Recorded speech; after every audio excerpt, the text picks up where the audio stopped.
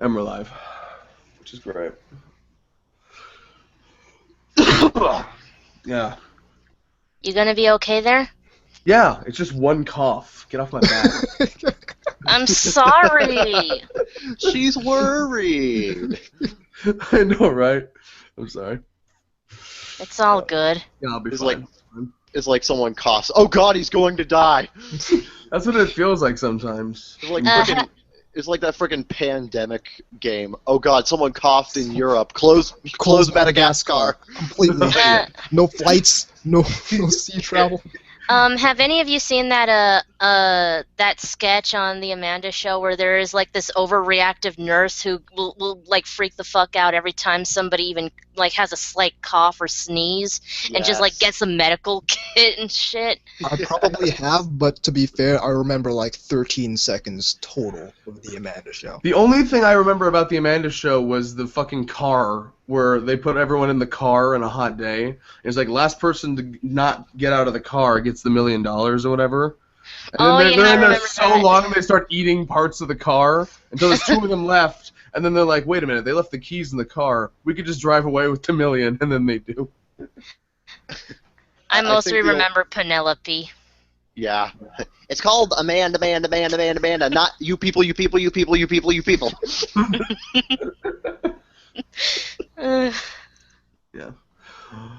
Okay. I think the only skits I remember from that are the 3 of the recurring skits. The one with the girls in like the boys' bathroom or whatever. Mm-hmm. The What was girls' that? room. The girls' room, yeah. I remember the girls' room, Moody's Point, which I never. I hate to do this, but I have to use the bathroom really quick, so. Motherfucker! That never gets old. All right, be right back. Oh yeah, Totally Kyle. And on top of Totally Kyle, there was also motherfucker. There was just a lot of good shit from Amanda Show, like Hillbilly. I loved Hillbilly Moment. Mm-hmm. That's just like simple, dumb humor. Right. Although, was it a Amanda Show or All That had her prank calling that old guy? That was Amanda Show. Okay. You have the wrong number. Let's see. I also remember there was this one segment of the show that was a recurring skit where they'd have guests and like they'll have them sitting in a chair in a dark room and there's like a voiceover and just saying the person's name and then giving an inaccurate fact about them and they get pissed Yeah, off. I remember that. Yeah. I think I think my personal favorite one that me and my family constantly we constantly reference it even today is The Procrastinator. I also like the literals. It's this like family that just takes everything literally. I don't remember them very well. Okay, I do remember them. It's just that I don't remember much about them. What I thought was really funny, like for example, they would ask you to hold. I think it was a vase or something. They'd because they were visiting another family because they recently moved in, and they gave the other family member a vase and said, "Hold this for 1 sec." And so she said, "Okay, 1 Mississippi," and then she dropped it, and broke it. The part that I was laughing my ass off at though was they were making the other guy laugh, and he said, "You guys kill me," and they're all going, "Okay," Oh shit! And they're getting equipment to kill him, and that's when the skit ends because they don't show them killing him, of course, because it's a kid show. Yeah. I'm back. Yeah, that TVY7 ratings kind of. Yeah. Yeah. It was still funny though. Yeah. I'm back, and my nostrils decided to switch which one's plugged and which one's open. Don't you hate when they do that happens? Yeah. Well, apparently I read that that's how they always work. It's just that when you have a cold, that's when you notice it. Yeah. Yeah, like at all times, one nostril's doing the lion's share of the work, and the other's like, "Yeah, I'm on break. What do you want?" Just to be sure, I'm still coming in all right. Yeah. Yeah. Yeah. Okay. I was gonna post a link, but that was the wrong link. That would be a wrong link to post because then we get Death Gun in here again.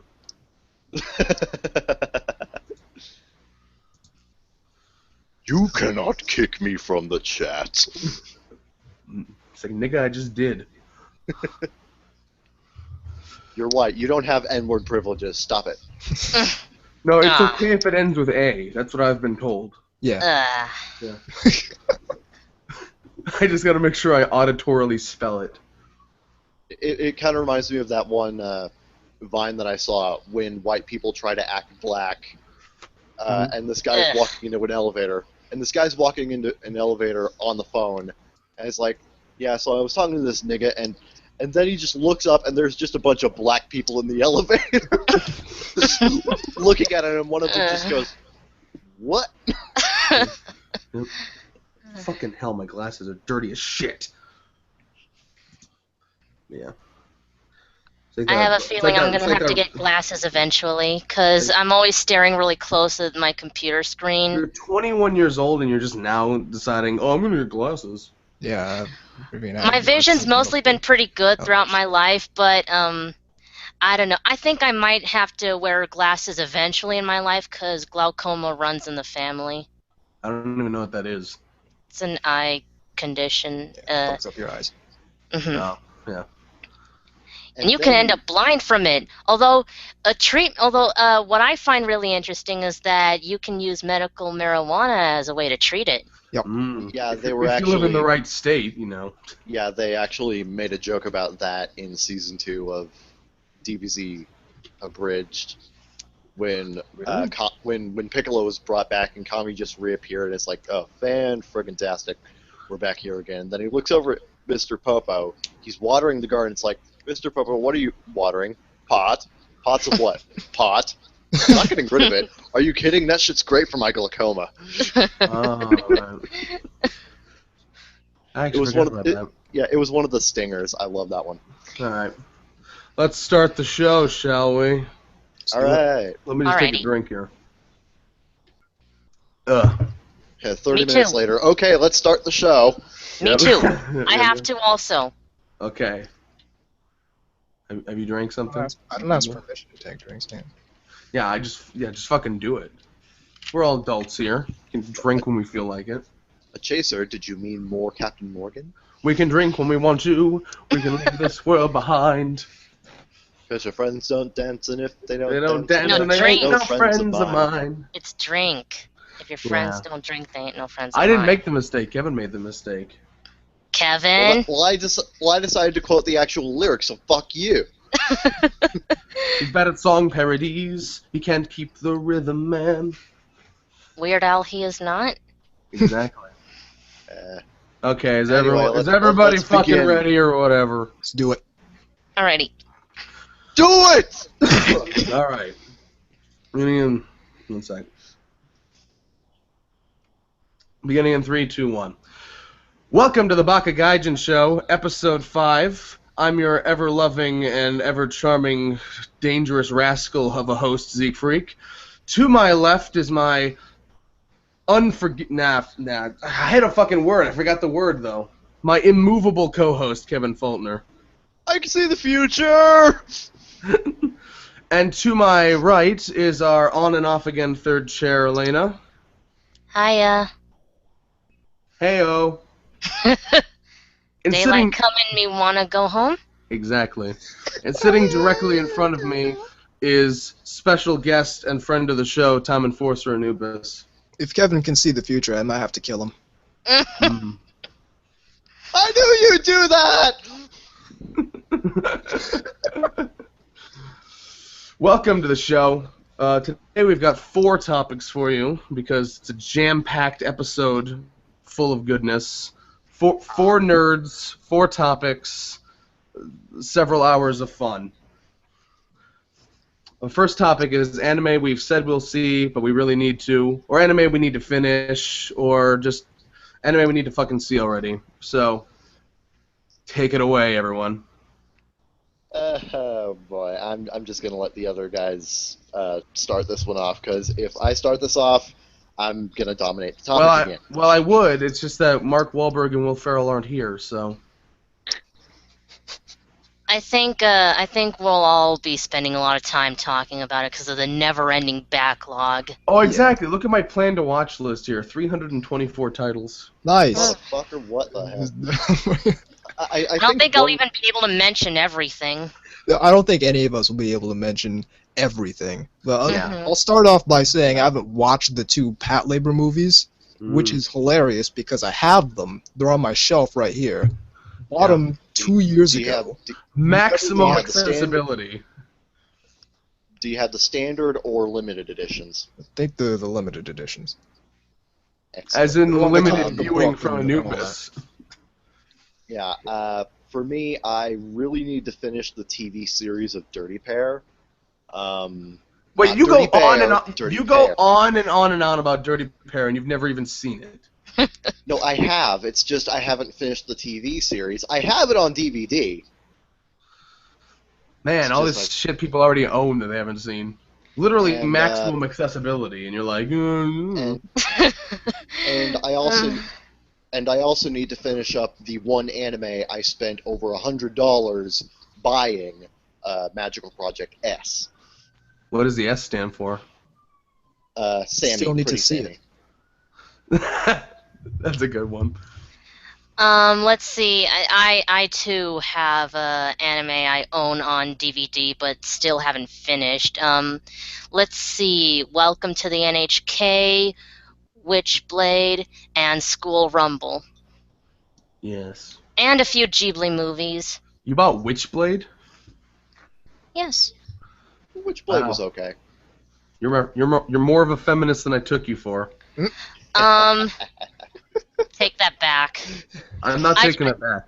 I just think the main heroine is hot. Acceptable reason. I'm just saying that Witchblade reminds me of those like 70s lesbian utopias novels. Well, the main reason I decided to check it out is because a really good friend of mine in high school really liked it and recommended it to me. I bet he did. She. Fine, whatever. I had a 50-50 shot and I fucked it up. It's casino night all over again. Remember, Elaine is bisexual. It goes both ways. Mm-hmm. You never know which way the pendulum swings. I mean, I have Divergence Eve Misaki Chronicles that I haven't finished. I've owned that for years. I I'm need pretty to sure I've watch- owned it for going on a decade now. Haven't Yeah, finished it. I I have need no to real watch. desire to finish it either, let's be real.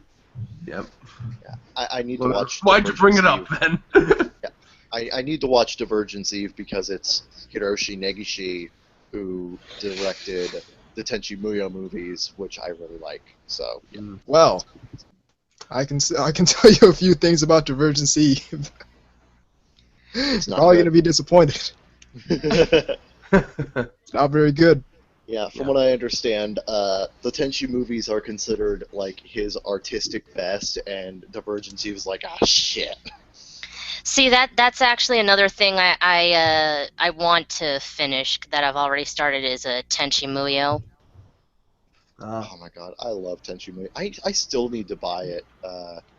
The only real Tenchi stuff I own are the movies and the Pretty Sammy spinoffs. I want to continue watching it because I think Ryoko is hot. For real. Best character. Yes. I'm more of a Washu guy. I don't even know the Second, context for this conversation, but I don't know who to root for. Go away then. Get out of your own show. We don't need you anymore. I'll host. Let's see. I also need to finish the first Mobile Suit Gundam so that I can continue with the other Gundams. I just with the original Gundam, I just watched the movie trilogy. I want to watch the original TV series though, cause I don't mind watching that amount of episodes. I just need to fucking finish it. The only Gundam I've ever seen is SD, and Anubis tells me that's a damn shame. Yeah, it's kind of big. It definitely is a shame. It is. I'll put it this way: it is not representative of the main Gundam franchise in the At least. all. Like Shuichi Ikeda, the or Char or whatever the hell you want to pronounce his name as. He actually really did not like doing his character in SD Gundam because he felt he was doing the character a disservice because he was acting completely out of character. It's a valid reason for not liking it, I guess. Yeah. Similarly, like with me, my favorite Gundam is personally. It's an unpopular opinion, but my favorite Gundam is a toss-up between 0083 and 8th MS Team. I mean, everybody loves 8th MS Team, but I hear so much hate about 0083. I'm like, it's a good series. Shut up. I love 0083. The Plus, first it's got those fucking awesome opening themes. The first big show on my list here that I have never seen is Bakano. Me neither. I watched the first episode of that and couldn't really get into it, so I kind of dropped it. I want to give it a second chance at some point, but I have really no urgency to do that. Yeah. I've been wanting to watch Bakano for a while because I've heard good stuff about it. Mm-hmm. Yeah, something I need to get around to occasionally. I love Naruto's writing. I just need to get into that. I almost heard that as, I love Naruto's writing. I said Narita. I was about to say, now listen here, you little bastard. Let me see. tell ya why that's bullshit. Let's see, one that I absolutely need to get started on because people have I'm not kidding about this either, Trigun. When I admitted at my first ever con that I've never seen Trigun, there were people who looked at me as if I just committed a murder. Well, to be fair, you probably shouldn't have admitted that to the Vash cosplayer, okay? How did you know? Oh, God! Because I watch you when you sleep. But she was awake. Was she? Life is but a dream, Kevin. But that is true. The person who looked at me as if I just committed a murder was in a Vash cosplay. Yeah. See, I don't get to do that. I cosplay from Ace Combat. Nobody recognizes you. There's like 3 people in the con who even know who I'm cosplaying. Yeah. Who do you normally There's a cosplay? big difference between that and when I put on the Zero costume. Yeah. I remember, speaking of Gundam, we were talking about Gundam a moment ago. I actually heard a really nice thing, how it was actually easy to tell who was a Gundam noob and who was a Gundam veteran. Dress up as Char Aznable and see how many people identify you as Zex Marquise. Ha! So another thing I haven't seen that I should, but I won't until it's, I will not watch this until it's fucking finished, is Monogatari. Yeah. That's one that I need to finish. Same here. They need to finish it. How many fucking episodes does Monogatari have now? Shit. I don't, because it's broken up into 50 million different parts. I have no fucking clue how any of it works. Yeah, because you got like Baka Monogatari, Nisa Monogatari, Monogatari Season 2, this Neko Monogatari, that Monogatari, Adjective. and oh boy, Nataboy. It's the only anime I know of that you need a fucking strategy guide for. I know, right? It's Yeah. like, shit, friggin'. Yeah, but until they finish it like 30 fucking years from now, I'm not gonna get into that. Yeah. Because I don't want to get into it and then they don't finish it. I'm like, oh well. Well, it's Akiyuki Shinbo, so it's like he's pretty good at finishing things anyway. So That's what that's what the ladies tell him anyway. Some people are probably going to want to decapitate me for this, but I really need to get to finishing Cowboy Bebop. No, you don't. I liked what I seen of it, though. Yeah, people will decapitate you both ways. The thing is, it's like that for most anime series I watch. I like the show, I can't stand the fans. Right. Right. I've seen it before. I've seen it before at least once, but it was literally like over a decade ago. I have sort of an urge to go back and see it again, just to see. I've seen multiple episodes of Cowboy Bebop on, like, during their constant Adult Swim reruns. I saw the episodes, so I'm definitely well versed in Bebop. Yeah, I have no desire to watch that series again. Not to disparage the series or anything. It's a good show. I just don't want to watch it again ever. Yeah, my main problem with Bebop is that it's been aired on television to death, so Bingo. I'm kind of sick of Every it now. fucking time they announce, "Oh, we're bringing back Bebop," I'm like, it left. Why? Yeah, I think they actually brought Bebop back for the Toonami streaming broadcast on the internet. I need to fucking watch Bokurano. It's something I need to get on. Yeah, I actually didn't know that the original Adult Swim airing of Cowboy Bebop was as heavily edited as it was. I thought that it's like, oh, you're just removing a couple of swear words and some sexual content, but no, there's actually a number of very violent, very bloody scenes that they actually trimmed and cut. Yeah. I was actually pretty amazed to find that out. My list is so fucking long. There's like weird shit on here I don't remember ever putting on here. Anyway, this is a film, but I need to watch 5 centimeters to whatever it's called. 5 centimeters per second. Yeah, Me too. Same here. Or some people have called it 5 screenshots per second. 5 anime wallpapers per second if you want to be gigic. Oh, shut up. We do not quote gigic jokes on the show. Except I do it every episode. That's true. That is a factual statement. Yeah, there's a bunch of movies like that I need to see. Self-awareness. I need to watch fucking. I need to watch stuff by. God damn it! Who did that movie? I don't know. Is that a Shinkai movie? Yeah, Makoto Yes. Shinkai. Yeah. I need to watch Shinkai's stuff. Period. So. Yeah, I've seen like nothing of it. Yeah. I tried The only watching one I've the- seen is Voices of a Distant Star. I tried watching The Place Promised in our early days, but I couldn't get through it because it was on Netflix, and the only thing available was Stephen Foster's English dub. My question is, speaking of dubs, my question is, if I'm watching 5 centimeters per second, which dub am I going with? Bang Zoom. And yeah, that was my guess. I'm just saying. The ADV dub was done by Stephen Foster. You were done by Stephen Foster. Your mom was done. Oh wait. No, Zeke, I am your father. Join me in ruining anime forever. Let's You see. retired in 2013. That's impossible.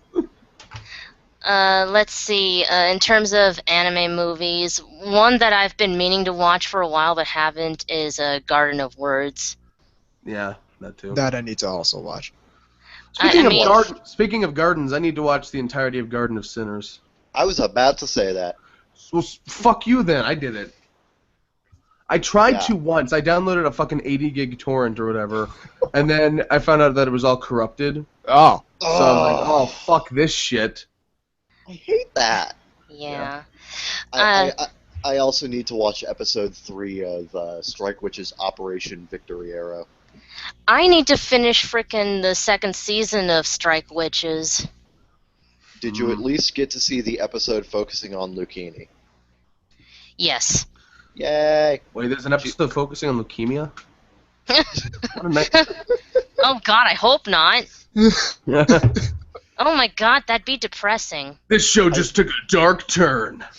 I'm sorry, Sonya, but you and Isla cannot be together anymore. She is giving This you episode is leukemia or dedicated to something Michael like that. J. Fox. I need to see Casher and Sins. I downloaded that forever ago, and it's one of those things I didn't get to. I watched the first episode of that. Kill when it aired on Casher and Toonami, devour cashews. What were you saying, Anubis? I watched the first episode of that when it aired on Toonami, and I enjoyed it, but because I stopped watching Toonami, I stopped watching that show. So I need to actually get back. I wasn't even Yeah. aware it aired on Toonami. Yeah, it was like when they brought it back for real. Well, it's a really it was one of great the first show. shows they had. Yeah, it was. It was one of the 2 premiere shows that they had. The other one was Dead Man Wonderland. Yeah, Oh. which I was not big on regardless. That show is Yeah. amazing. You need to shut up. I am Yeah, all set. with I with Casher and Sins. Yeah, with cashew cerns, whatever.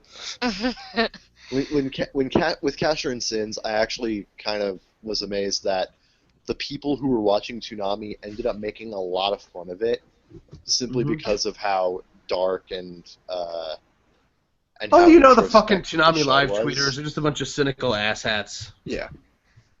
They've been like that for the. Hi, teapot. Name's Kettle.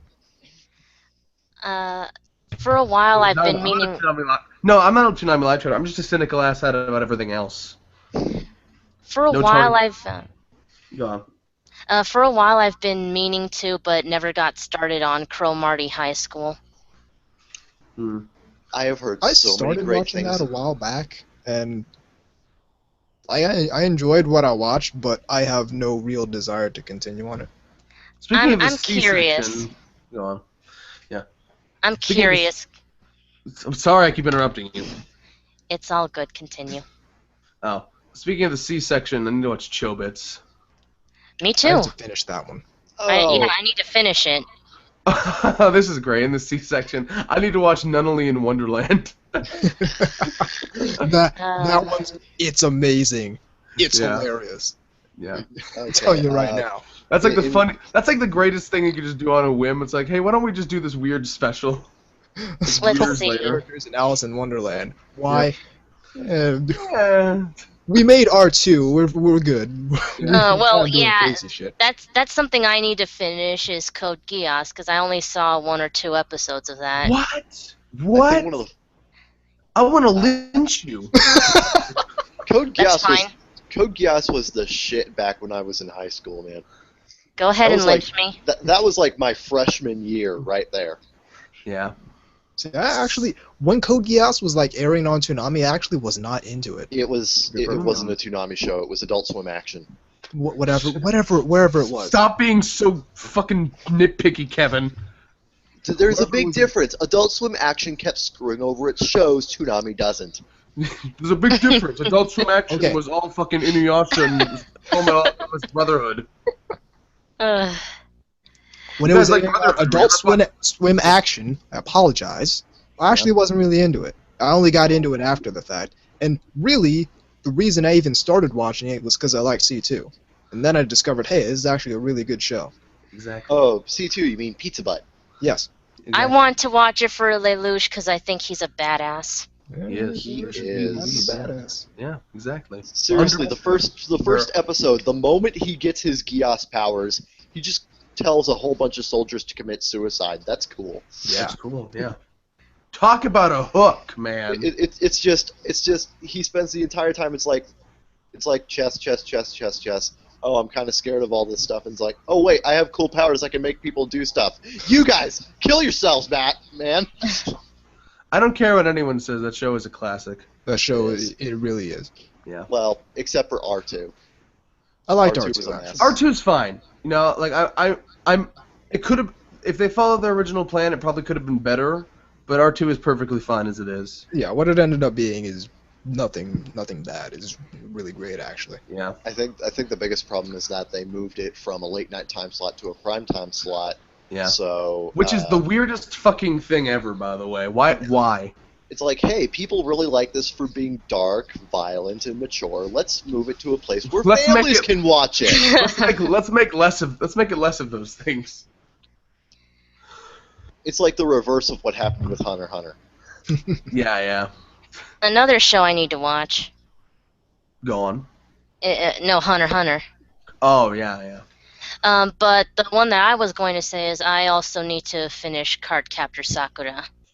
I need to fucking watch that. I mean, I read the manga, and that's fantastic, but I need to watch the start anime. that again and then finish it. Because when I did watch it back then, that was Card Captors. A mystic adventure. No, I've heard some people are like diehard fans of that version though. Well, they're Hey, man. wrong. It's called. It's called saying his opinion. It's called Nostalgia Goggles. And unfortunately, some people have decided to weld them onto their face. Yep. The thing, okay, this is recommended to me literally nonstop. I need to watch Daily Lives of High School Boys. Yes, I've seen the first episode of that. It is hilarious. I still Which I need to finish it. Need to inject some Nietzsche bros in my bloodstream. But I'm gonna just say this. Just a fair warning: there is a very cringe-worthy scene where the guy shaves off his nipple.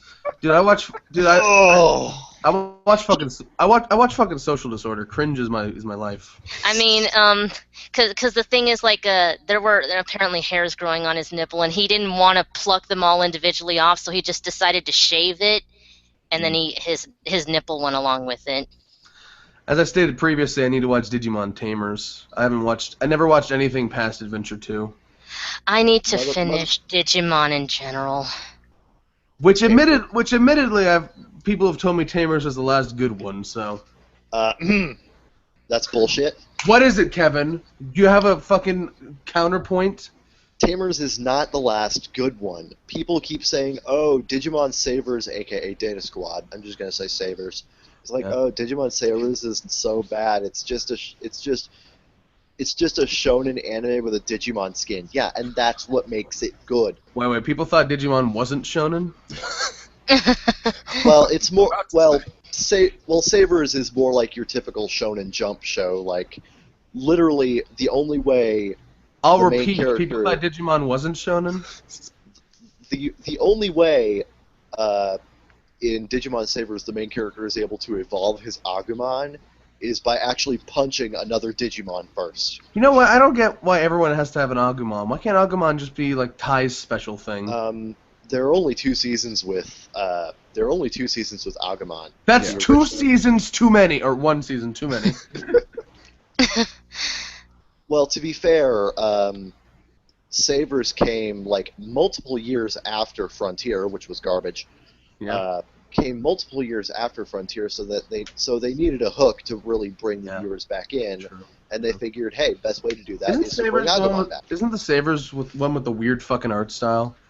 Yes. Yeah. I hear Cross Wars is garbage. I have to agree up to a point. The first season is really good. Second season's kind of Third season is absolute dick. Yeah.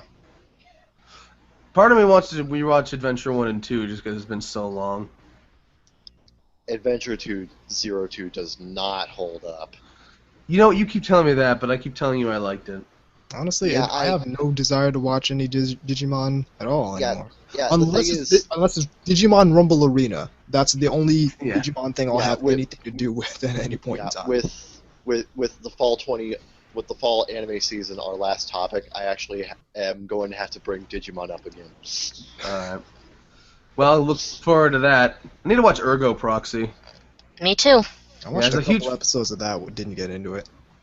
Might watch it. As a huge fan of dystopic sci-fi, it's something I really need to get into.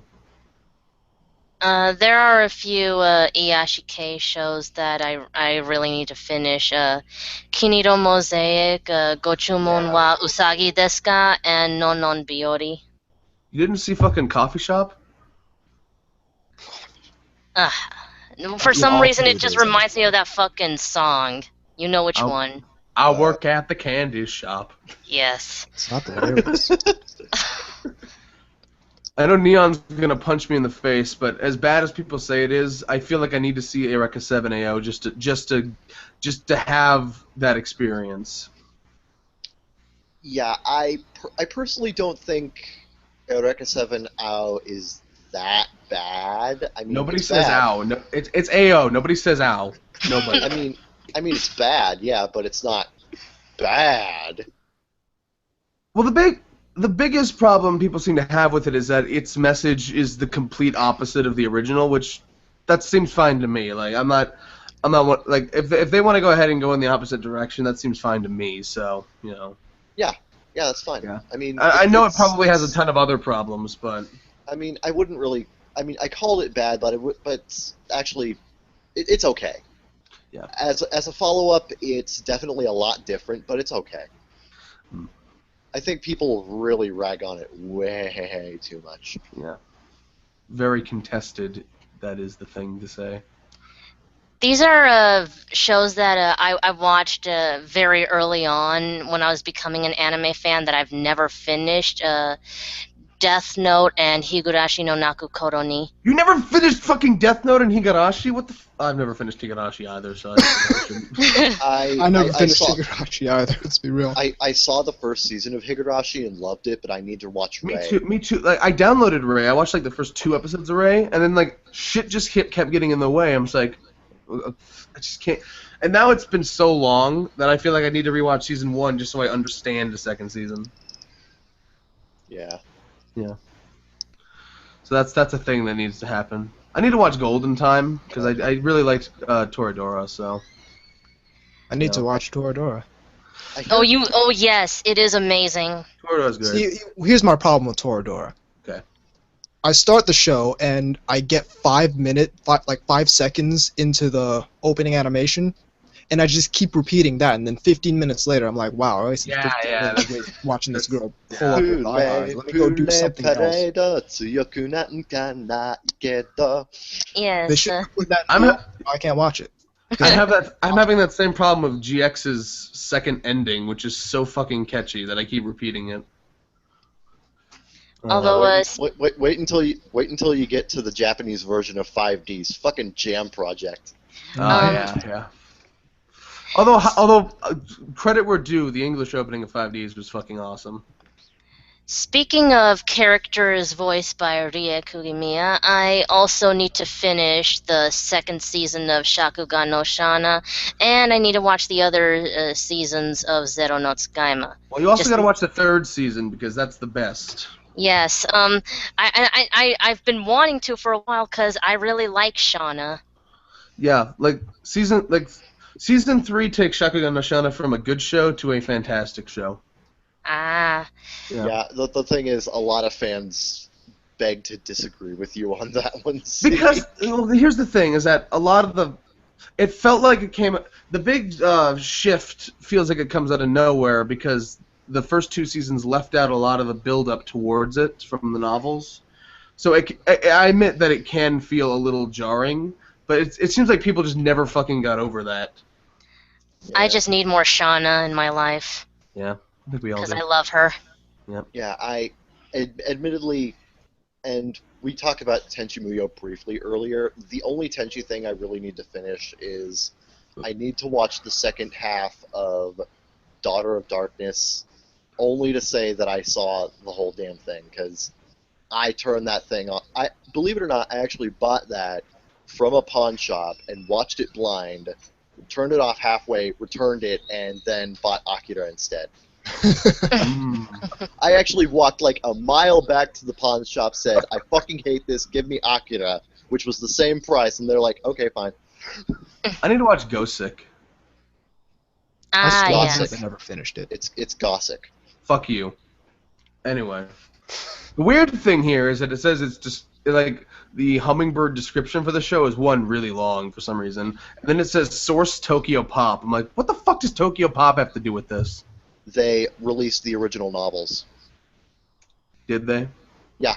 Did they finish it? No. Then no one cares. It's Tokyo Pop. What the fuck do you think? They don't finish anything. I need to get to finishing Ladies vs. Butlers. They need to get to releasing Ladies vs. Butlers. Yes, they do. I tried watching Ladies vs. Butlers and was never able to get into it, so... I need to watch Hibernate Renmei. Me too. Or I need to finish it. I also need to finish Serial Experiments Lane. Yeah, me too. I'm just gonna say Hibane Renmei is easily Yoshitoshi Abe's best work.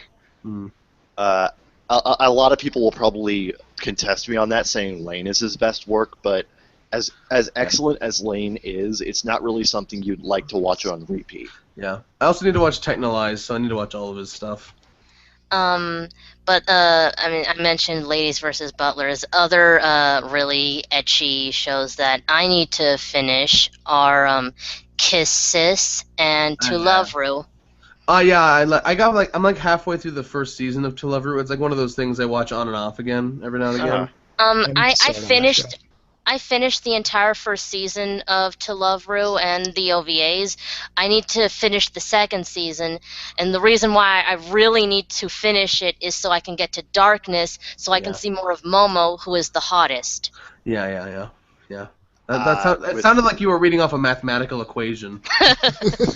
And also Kiss Sis, because wow, that borderline hentai. Yeah. I was about. Kiss Sis, it was great. Yeah, I was about to say Kiss This, aka how close can we make this to porn on a television censorship guidelines? Well, I'm watching the OVAs. The answer, pretty close.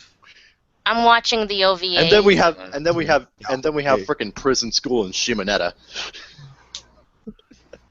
which are looking at Kiss This and saying, "We'll do you one better." Well, to be fair, they all have to compete with Yosuga no Sora. True. Which is also another thing I need to finish, because I hear... Didn't Yosuga no Sora, like, break national news or something? Did it? I don't know. I believe it kind of did. I hear it gets really saucy in the end. It is fantastic. Yeah, like the brother I'm walks waiting in for on the his fucking sister VN. masturbating or something. I'm waiting for the fucking VN to be translated. It's been stuck at like 85% forever or whatever. Well, the reason why I don't think it ever will, because apparently the company that makes the visual novels told them to knock it off. Oh. I'm gonna tell them to knock it off. If they're not gonna release it, then shut up. If you're not gonna release it, you're the hell of fuck. Yeah. I don't think I love they how ever that's will. literally that's most fan groups' policy. Is like, if you're not gonna release it, fuck you. We're gonna keep doing it. Yeah, basically. Yeah. I need to watch Hellsing Ultimate. I need to get honestly started on Hellsing in general. Yeah. I forgot I put this on my list, but because of who was involved in its creation, I want to watch fucking Hero Man. I watched the first episode of that, and I still need to actually watch more of it because it looked pretty good. Isn't that one still up on Crunchyroll? I don't know. I know it was never really licensed anywhere. I need to get watching the second season of Nanoha. If it has the word Nanoha Nanoha in is it, so I still good. need to watch it. Yeah. I absolutely loved the first season. And so I hear that the second season is actually better, and holy shit, if it is, I need to watch it. I'll put it this Nanoha way. A's. Go ahead. Go ahead. I mean, the first season actually managed to make me tear up, and so if it can top that, then that's something I'd be interested in watching. Yeah, Nanoha A's is a fucking masterpiece. I also want more of Fate. Yes. With the Nanoha series, you're aware that the first two seasons each got turned into a movie, right? Oh, I know, but I prefer watching the series first, and then if there's a movie reboot of it, then watch that. God damn it, Kevin! Nobody likes compilation movies. It's not a compilation movie; it's a complete remake. You're a complete remake of shit. That's reincarnation, and I don't believe in that. Okay. Speaking of magical girls, I also need to watch the Madoka movies, because I only saw the TV show. Just watch the third one and get over with it. Let's see other magical girl shows. I started on Akazuki Cha-Cha a while back. I never finished that. And Ojamajo Doremi. I need to still watch Doremi. Doremi.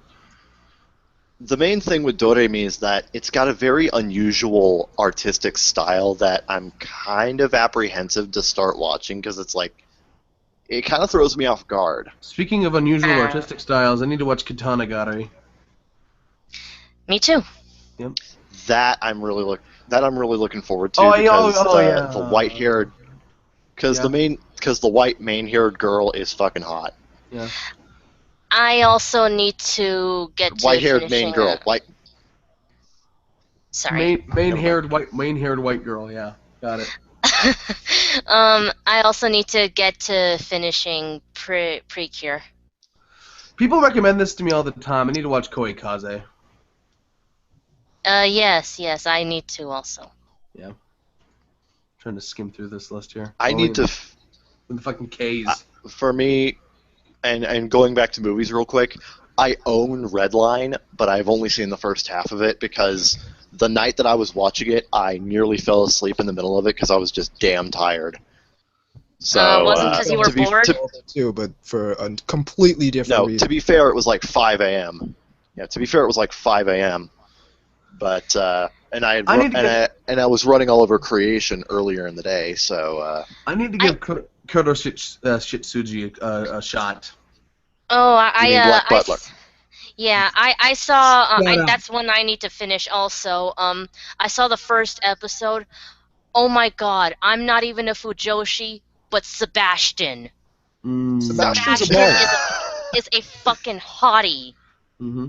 And when it comes to anime, I don't even like men for the most part. Sorry. To be fair, it doesn't really hurt that in the English dub he is voiced by J. Michael Tatum, who's got a damn nice voice. I'm not into Bishonen generally. There certainly are exceptions, and Sebastian is one of them. Oh my god, I almost want a fangirl scream.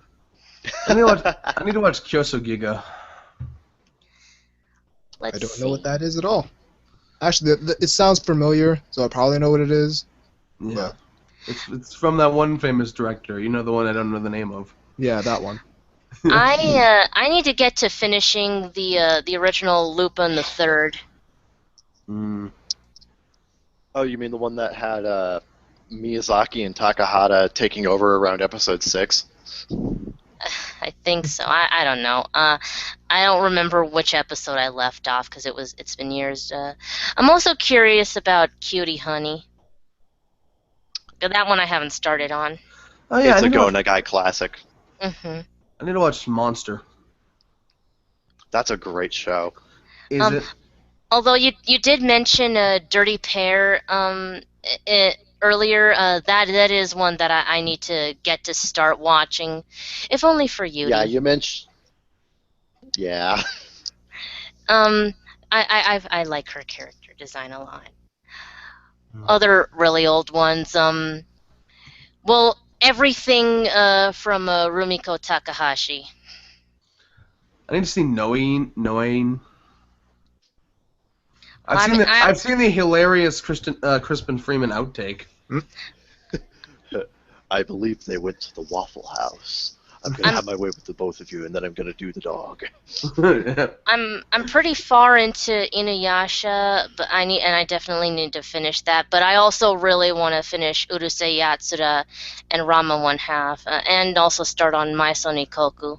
I'm on board with Rama 1/2 and Urusei Yatsura. I have no real desire to finish Inuyasha, despite how good I actually think it is. That's weird. I am okay. Like, Inuyasha is like my one shonen fighting show that I'll say, hey, it's really balling. I still disagree with you. I don't think it's shonen. I do. I'm just in love with Kagome. She's my waifu.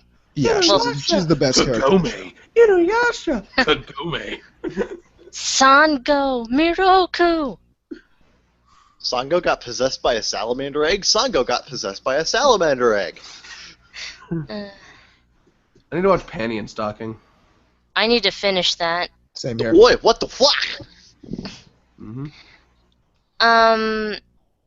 Let's see. I need to. Go on.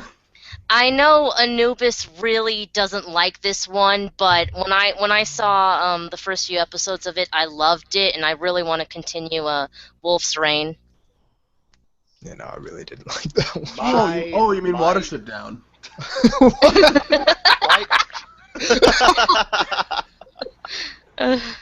My fucking...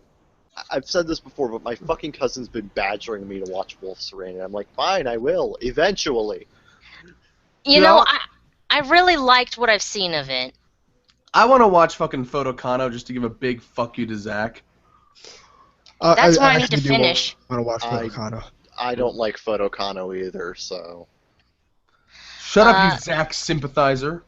I also, speaking of, I also need to finish Amagami. Actually, so do I. After all these years, I am finally on the final arc. And then I have to finish Amagami. It's not like as you just well. had like a revelation, like, me as well. Even though you talk a lot about the Amagami challenge. Yeah, well, let's be real. The only arc that really, really matters to me is the first one, because Haruka is the best.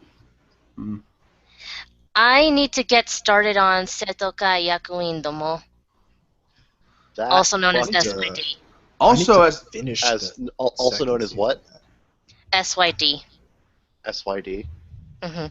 That's how it's abbreviated. Setokai Yakuin Domo is fucking hilarious. It is fantastic. So I've heard.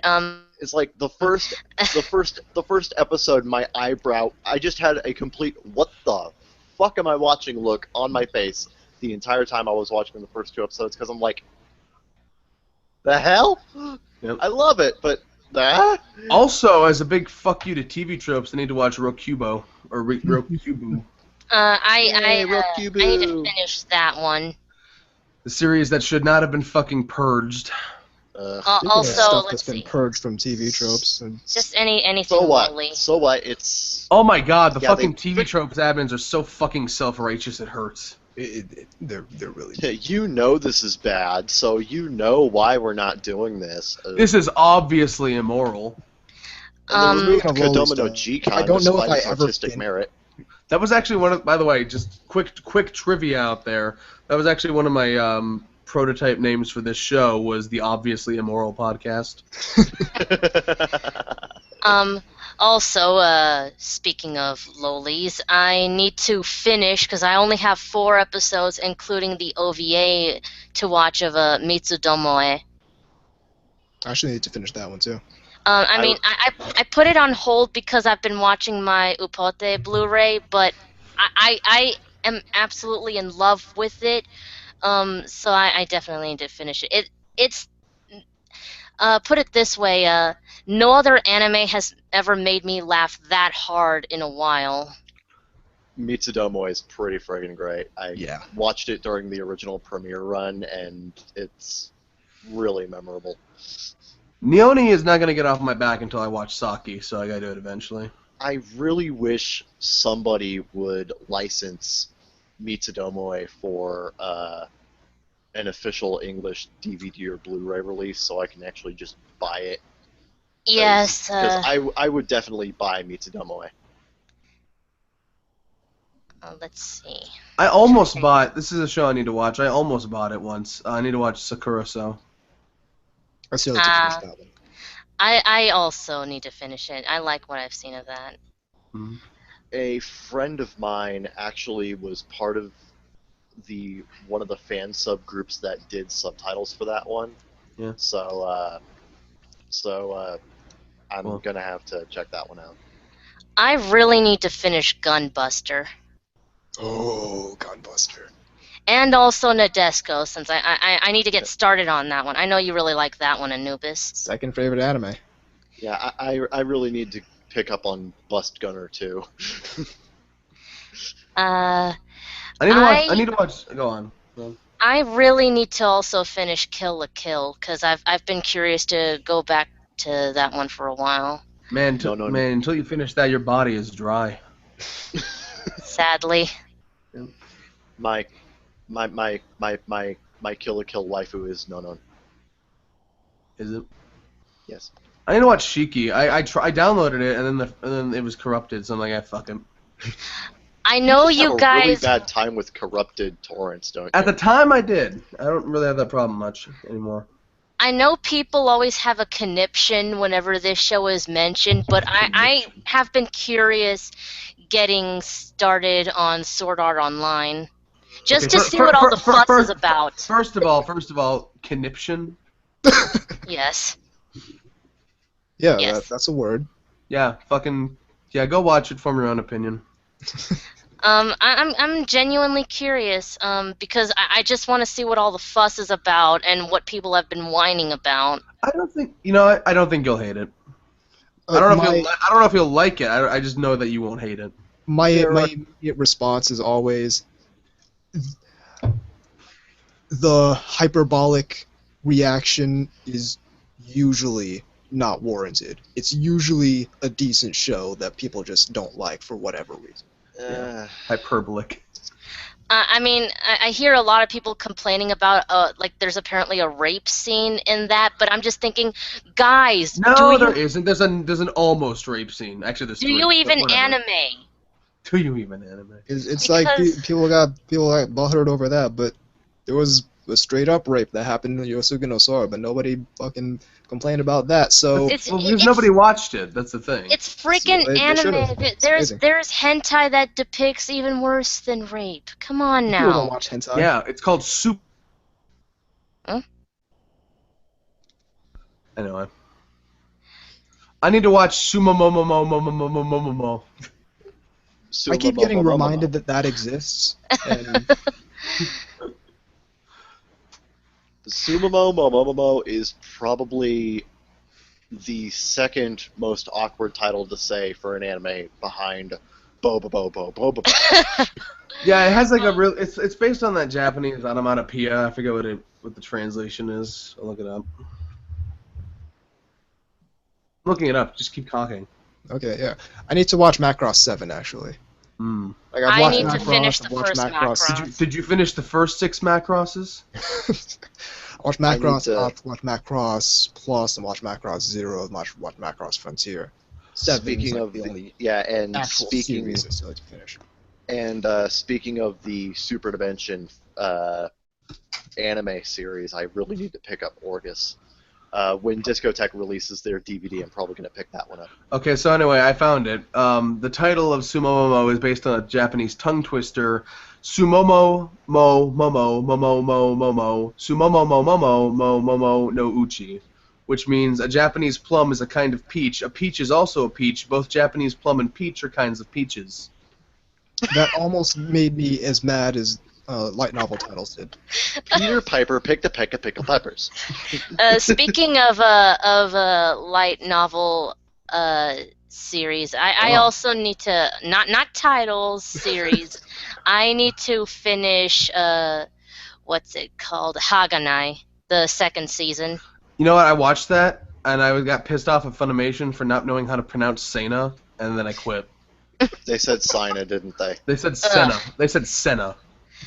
Fucking. Well, that's understandable. Fucking new. Well, to be fair, the Japanese pronounce it Senna. You're dumb and I hate you. Got wrecked! Let's see, I'm trying to I think need to of- watch fucking Desert Punk.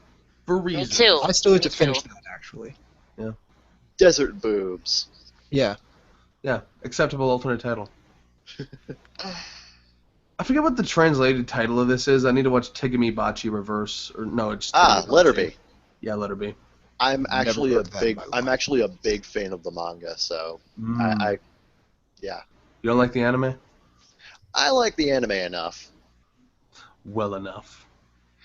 I've been kind of curious watching the Akunohana anime because I'm a huge fan of the manga and I'm really curious to see how they're gonna fuck it up. Oh my god, you're not. You gonna already like know it. they're gonna fuck it up. You're in Want for to about see the extent you're to in which for they about fuck it up. you're in for about Yeah. 10 hours of getting punched repeatedly in the face. Oh, it's so bad. Man, if you had a dick, this show would punch you in it like every 10 seconds. The thing is, I don't even see how they could mess it up. The manga is so amazing, just all that wasted This potential. adaptation One is word. so Rotoscoping. this anime is so bad that I actually don't believe you.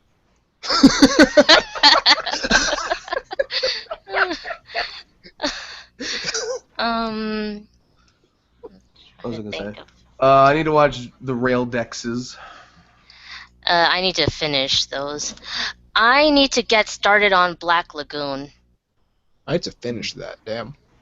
because Revi is hot. I'm all about Motherfucker, Roberta. yes. Let's see. I also need to finish Hayate no Gotoku. And I know people will probably get on my case because of this, but you know what? I liked what I've seen of it. The Dean version of Fate Stay Night. It's an okay Sure. adaptation. Just go. Do it. Well, I mean, I enjoy what I've seen of it, and I would really like to finish it. Admittedly, there is no perfect adaptation of Fate Stay Night. Yeah. There But, can't be, because apparently no director on Earth understands it. well, you even had frickin' like Nasu himself writing the script for the Fate Stay Night Unlimited Blade Works anime, and it still managed to fuck up to some degree. So, Yeah. Weird. but I as need. far as Sorry. Like, that's a Yeah. fantastic show on the surface, but it gets to become a worse adaptation the more you think about it. yeah, the Dean adaptation is fine in my opinion. It's definitely Unlimited Blade Works has a lot less issues, but that doesn't make it a bad adaptation. Now, what is a bad adaptation is the Unlimited Blade Works movie. Yeah. I need to finish the second season of Ika Musume. Yeah, do it. Ika-chan is my good waifu. Yeah. Yes, I love her too. Let's see. On hold. Go to my on hold list here. I I need to fucking finish Scotchman Crowds. I don't know. I think I stopped because the only torrent I have was a 360p one. I'm like, I'm not watching the show on 360p again. Man, I Gatchaman watched, Crowds is so good. I watched the first couple minutes of MD Geist, but I haven't actually finished it. I'm curious to continue because I like all the blood. Okay, I need... Because Neon keeps telling me it's the greatest show ever made. I need to watch M3. The thing is, I just don't want to go to Daisuke. Daisuke. Well, Daisuke, we got nothing. Speaking of shows I own but haven't finished, I still Said need to it finish before. Record of Lodo's War. Yeah, I've said it before, but Daisuke had something good with Aikatsu, and they fucked it up. I'm about to drop a fucking bomb. I'm about to admit something. I've never finished Gurren Lagann. What? Wow. I'm kidding. I'm kidding. Okay. I'm sorry, but I kind of find that a little bit hard to believe. I mean, Why? with 'Cause Zach, I'm- I can 'cause I'm understand, me? but not you. Because I'm me. I can understand because Zach's a shit, but Well, because Zach hates anime, as we've constantly proven.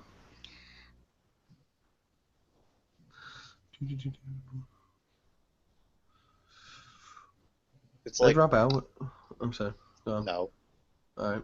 That's cool. Back then, Yeah, I just went completely silent for a second. Like, what is happening? I probably cut out there. Yeah, it's all your fault. Fuck you. Anyway. I have a feeling I need to rewatch it because I have a feeling I'd like it a lot more now than the first time I saw it. Yeah. I need to finish Mushishi at some point when I'm in the mood. I need to Oh, get you mean- started on that. Oh, you mean Moozy? No, I don't. I don't mean that at all. No. I need to get to finishing Fruits Basket. No, fuck it. I'll watch Mushishi when I got some weed. It's like a good weed show. I get it. I also need to get started on Princess Jellyfish. You know, I watched that show, Hmm. and Watch very that. good show, but I could just not get into it. Like, it's one Even of though those it has a few shows- Fujoshi? even though its entire focus is Fujoshi, couldn't get into it. And like, I was expecting to be on board, but nah. Like, it's one of those shows that I can say, yes, it's a really good show, but just not my thing at all. Mm. Yeah. I need to get to finishing Amagi Brilliant Park. Sure you Show do. is so good. I loved that show. I loved every second of that. Latifa. Amagi Brilliant Park, aka the one show where all the characters are named after rappers. Freaking Kanye West. Kanye West, Queen Latifah, Queen Latifah, and 50 Cent. 50 Cent.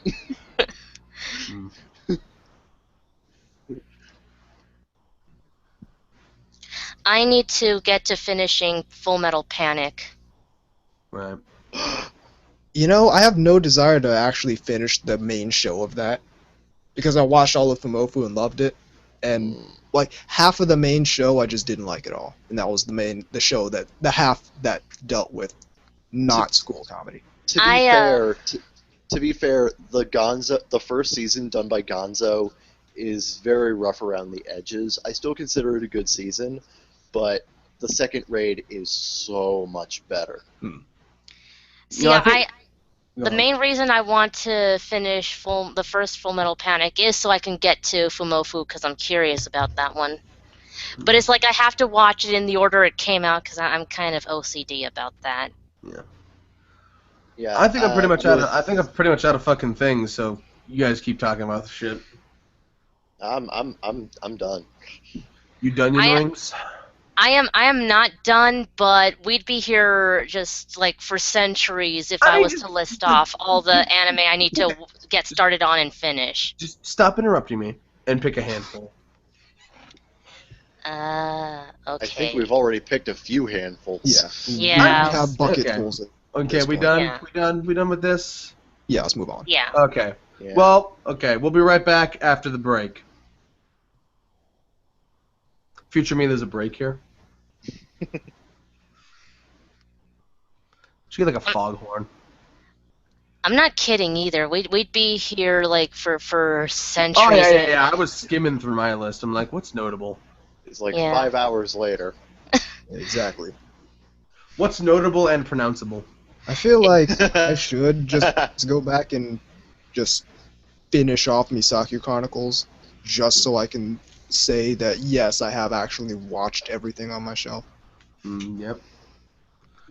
Yes, I've watched everything I paid good hard money for. Exactly. Yep. That backlog will never end. Nope. Tell it's because me there's about it. fucking 200 new shows a year. It's like, it's gonna happen. Yeah. 5 trillion new anime come out every season.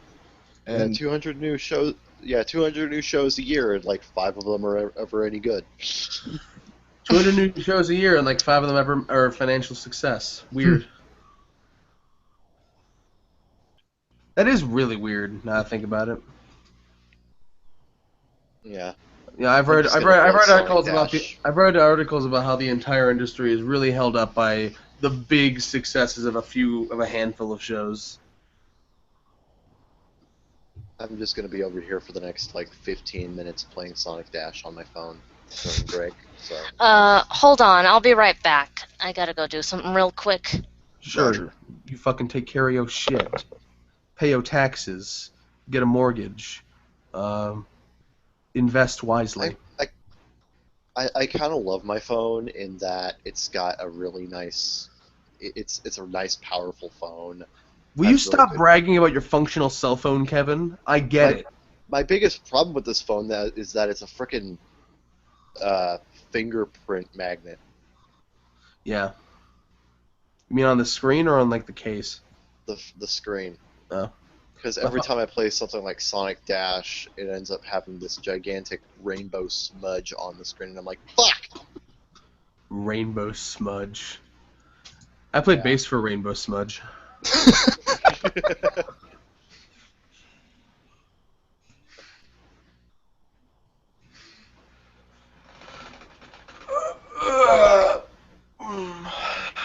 think I'm doing better than I thought I would. Yeah.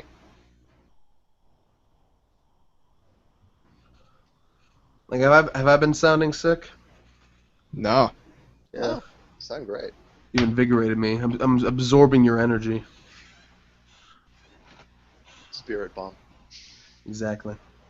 Which only worked once. In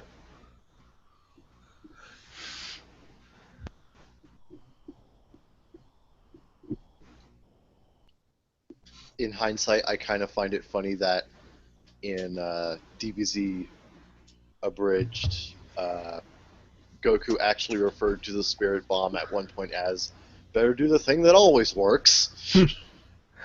Except it never fucking does. It works once at the very end. Yeah, it takes a giant cotton candy monster to actually have the Spirit Bomb do any sort of damage. I have returned from the grave. I guess it also worked in GT if you count that. Nobody counts GT. Your mom does. My mom doesn't fucking care. I don't think you know your mom as well as you think you do. Your mom Is is. she- Ace doesn't know my mom as well as it thinks it does. I'm kind of glad for that. That's not funny. What? Is there like this? I'm very comfortable in the fact that I don't know your mom. Is there like this thing where your mom is a closet otaku? No. No, I mean, she's a she closet. likes- She's a closet something, but not that. She liked Speed Racer and Kim of the White Line when she was little. That's about it. Oh. She likes There Speed was- Racer. Oh. There was some anime my mom grew up with watching, mostly Alps no Shoujo Heidi and Candy Candy. She also watched a lot of tokusatsu growing up. Fucking Kamen Rider. As I've been told, the only two anime from the 70s that matter are Rose of Versailles and Candy Candy, and one's just a ripoff of the other.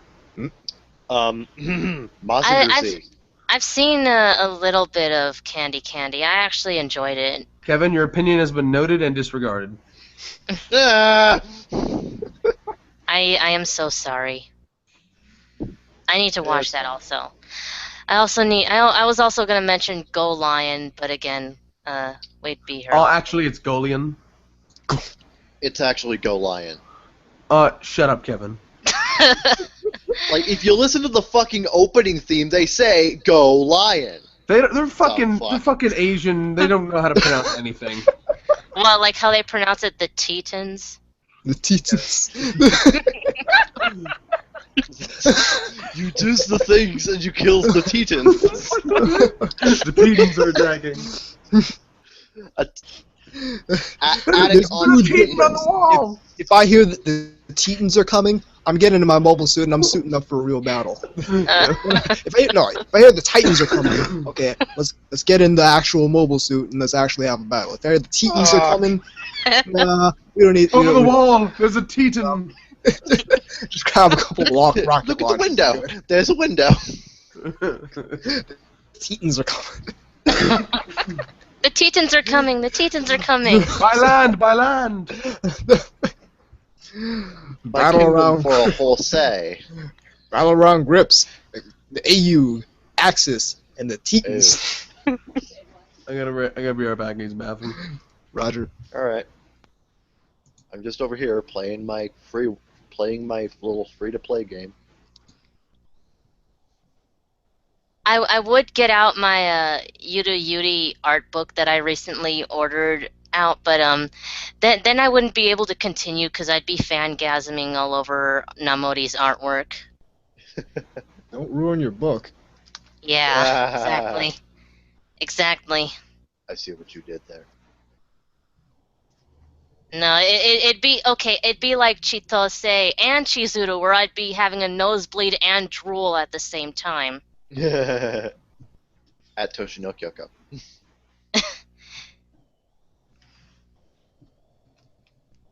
I believe there's actually a quote from Yuta Yuri where Kyoko says something along the lines of, "I'm told I look really good when I'm naked."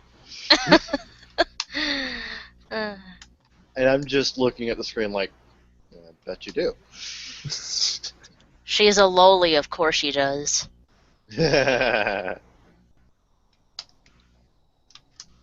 Now that's problematic. We don't do problematic things on this podcast. Well, tell that to Sarah Butts then. Topical. And by topical, I mean no.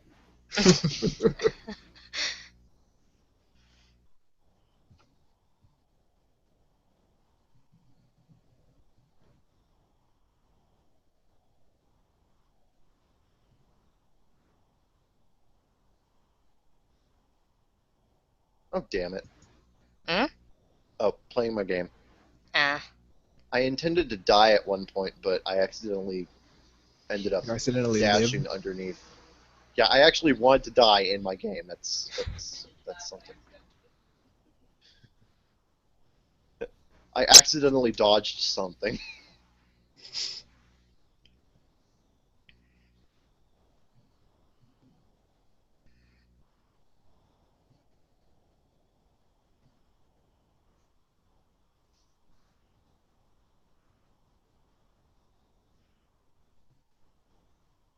I actually found out recently that Jackie Chan is actually a really good singer.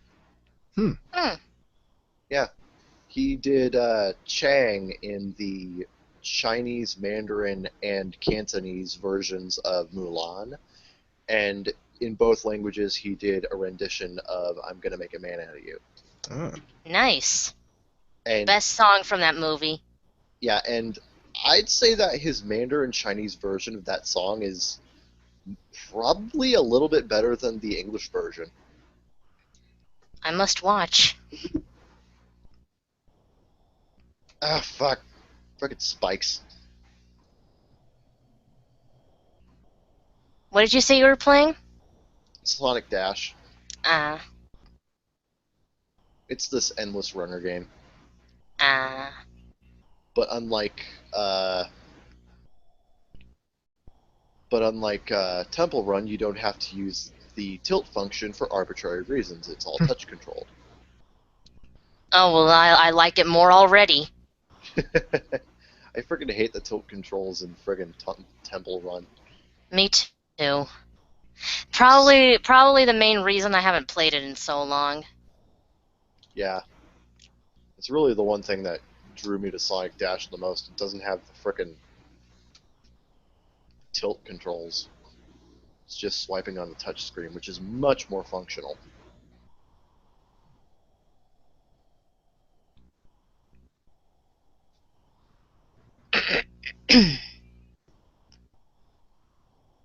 Ugh, getting hand cramp. I also have Grand Theft Auto 3 and Grand Theft Auto Vice City on my phone. Ah. I'm back. Just Yo. took some fucking medicine. Hello.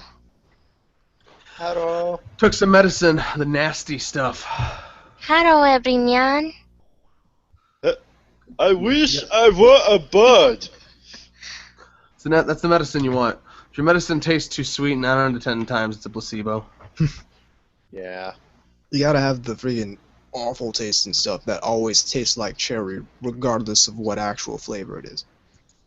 Yeah. It claims it's cherry. It actually ends up tasting like fucking alcohol. Well, this shit doesn't even. This shit doesn't. Go on. Except, unlike alcohol, it doesn't have a frickin' fun after effect. I don't know, man. I mean, have you tried NyQuil? Ugh. Ugh. No, and thank God I have not. Ugh. I feel like gagging just by hearing that name. You know, NyQuil actually has a higher alcohol content than most beer. Hmm. Yep. I Well, 'cause don't care what the label says. This medicine does not taste like bubble gum. Anyway, like it's the reason like the placebos people feel like they work is because it just coats your mouth and your throat in glucose or whatever, which stimulates your throat to produce more mucus, which tends to alleviate sore throats and the like. Yeah. For a while. And then you have to take it again. Again. Yeah. So I'm taking whatever nasty shit I can find. It's lasted forever though. Like this has been going on for like 4 days now. Yikes. Glad to know you're actually able to do the podcast at the very least, so Yeah. that's a good thing. Yeah, that's cool.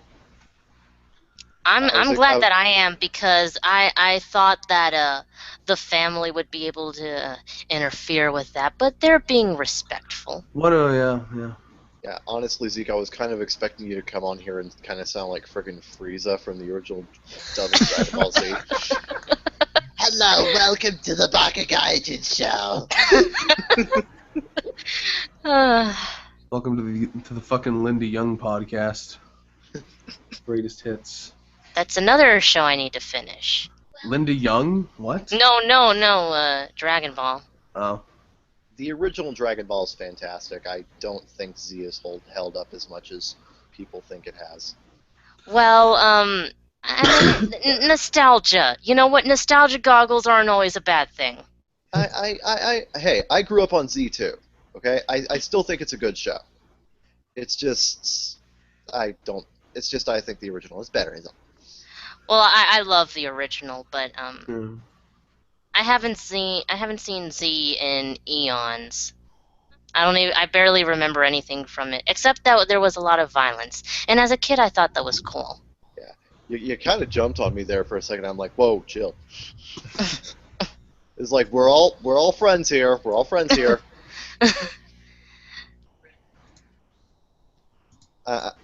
I admit I do enjoy my nostalgia goggles for certain things. Like, I have massive nostalgia goggles for the 1986 Transformers movie. Mm-hmm. I mean, technically, it's not a good movie, but it's still fun as hell to watch. I can be like that for Pokemon sometimes. Same thing. Same The here. show, not the games. The games are still amazing. Oh, yeah. Like, I actually had a couple of dollars over at, like, the frickin' Salvation Army. I was supposed to be going over to CVS to grab my mom's meds for her, and because the bus wasn't coming on time, I decided to stop off at the Salvation Army for a while, and they had a shitload of Pokemon VHS tapes, and I'm like, do I want to buy these? I mean, if I recall correctly, despite the fact that it was the money I was supposed to be using for my mom's candy, but if I recall correctly, Pokemon probably is the first anime I ever actually purchased. I purchased a VHS of it. It was either that or Kiki's Delivery Service. wasn't Kiki's Delivery Service advertised on a few of the Pokemon tapes? Yes. Yeah, that's what I thought, because I remember seeing commercials for Kiki's Delivery Service on the Pokemon tapes whenever one of my friends brought over his tapes in 4th grade. What I thought was really weird is that in the Kiki's Delivery Service VHS tape that I own, there's a frickin' commercial before it for frickin' Lion King 2. And I'm like, what the fuck does that have to do with anything? Come on now. Well, to be fair, it was released by Disney. Yeah. Right, but I still thought it was weird. It's just complete opposite. If anything, it's weird because there's Kiki's Delivery Service, a Disney licensed property, on a frickin' Pioneer tape with Pokemon. Why not? I mean, since it was on the topic of anime, why not talk about how much Lion King ripped off Kimba the White Lion? Huh. I'm saying that as a joke, by the way. I love Lion King. Also, I believe there was also a few Pokemon tapes that had, I believe they actually had Ranma 1/2 fucking Ranma 1/2 advertisements at the end. I remember Jigglypuff Pop had one for the first Ranma 1/2 movie. See, I would rewatch my tapes for nostalgic purposes, but I don't own a VHS player anymore. Or who knows? Maybe I'm thinking of one of the Sailor Moon tapes or something. I don't know. Ah, VHS. Those were the days. Those were the days. Days I do not want to go back to, actually. Exactly. Yeah, those are shit days. What are you talking about? I still own all of my VHS tapes I had as a kid, even those huge ass Disney ones. This just in, your childhood sucked. I still have Pokemon the first movie on VHS somewhere. I have the first. My childhood did suck, actually. Yeah, I have the first 4 on VHS somewhere. My mom at one point actually threw away all of our VHS tapes because we were running out of room in the moving van. So I've actually had to repurchase a lot of the VHS tapes that I had as a kid. Man, your mom's a dick. Yeah.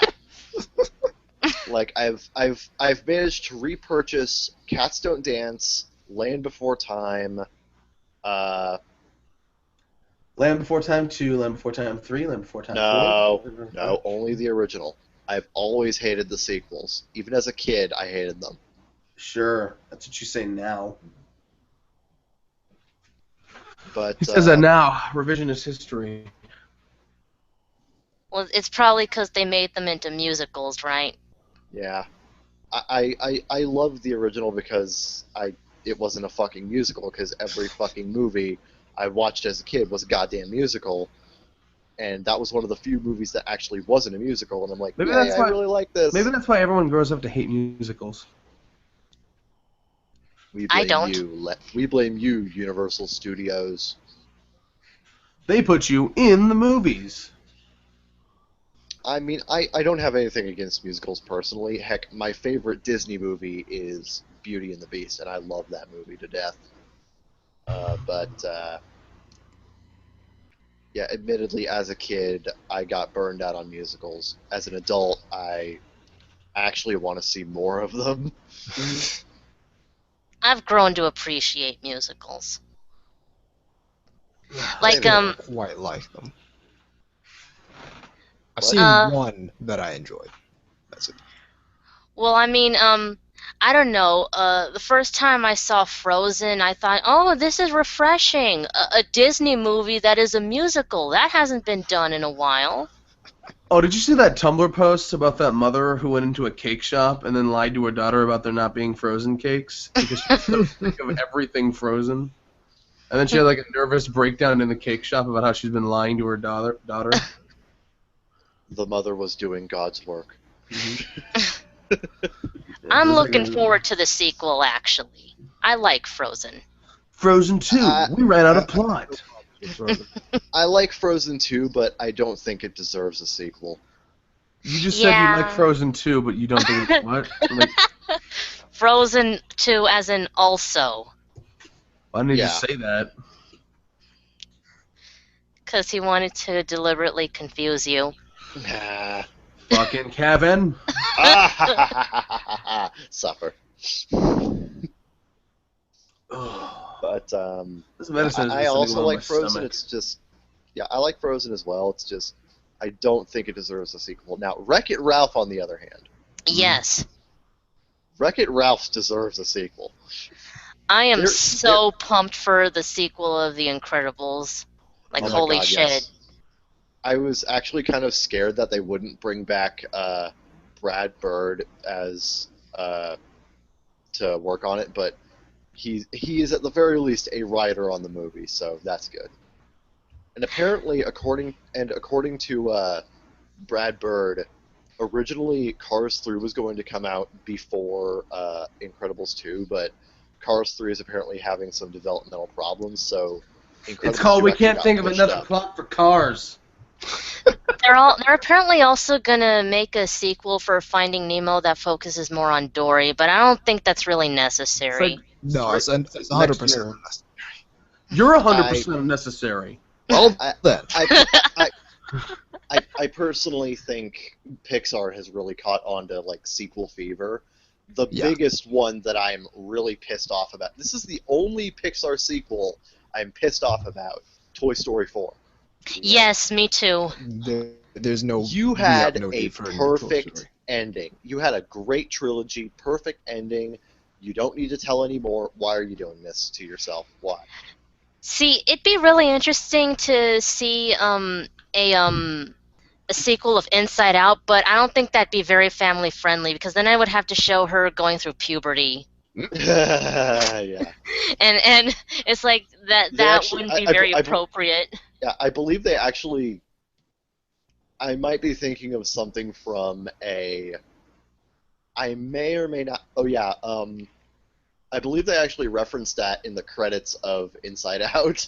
Yeah, they did, and that's why I was thinking, holy shit! If they made a sequel, it just probably would have to like the rating would have to go up because showing her going through puberty and everything. That would be really, really awkward. It'd be an interesting idea, though. Yeah. It would, but it's definitely an idea that isn't really suited for a family film. Yeah. Like, you could probably do it if you were like Osmosis Jones, but you're not. They did. It was called the TV show. Yeah. I know. I actually did like Ozzy and Drix. Yeah, it was fun. Haven't seen that in ages. It's my aunt, antihistamine.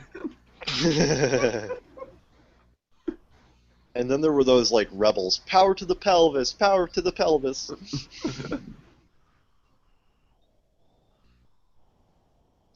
They're the defenders of the city of Hector. Yep. That is how it goes. On the kids W-Ba. Yeah.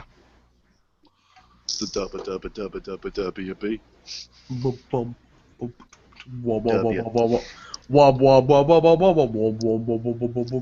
I need to rewatch Zalin Showdown. Yeah, it's great. I remember really liking it when You need to rewatch Alan Showdown, and then you need to forget that Chronicles ever existed. I didn't even know it existed. It's the worst piece of Good. shit ever. I think Chronicles is meh, but No, it's definitely shit. It's fucking shit. Definitely compared to the original, it's shit. No, it can't fucking decide if it wants to be a sequel or a reboot, so it keeps retconning everything.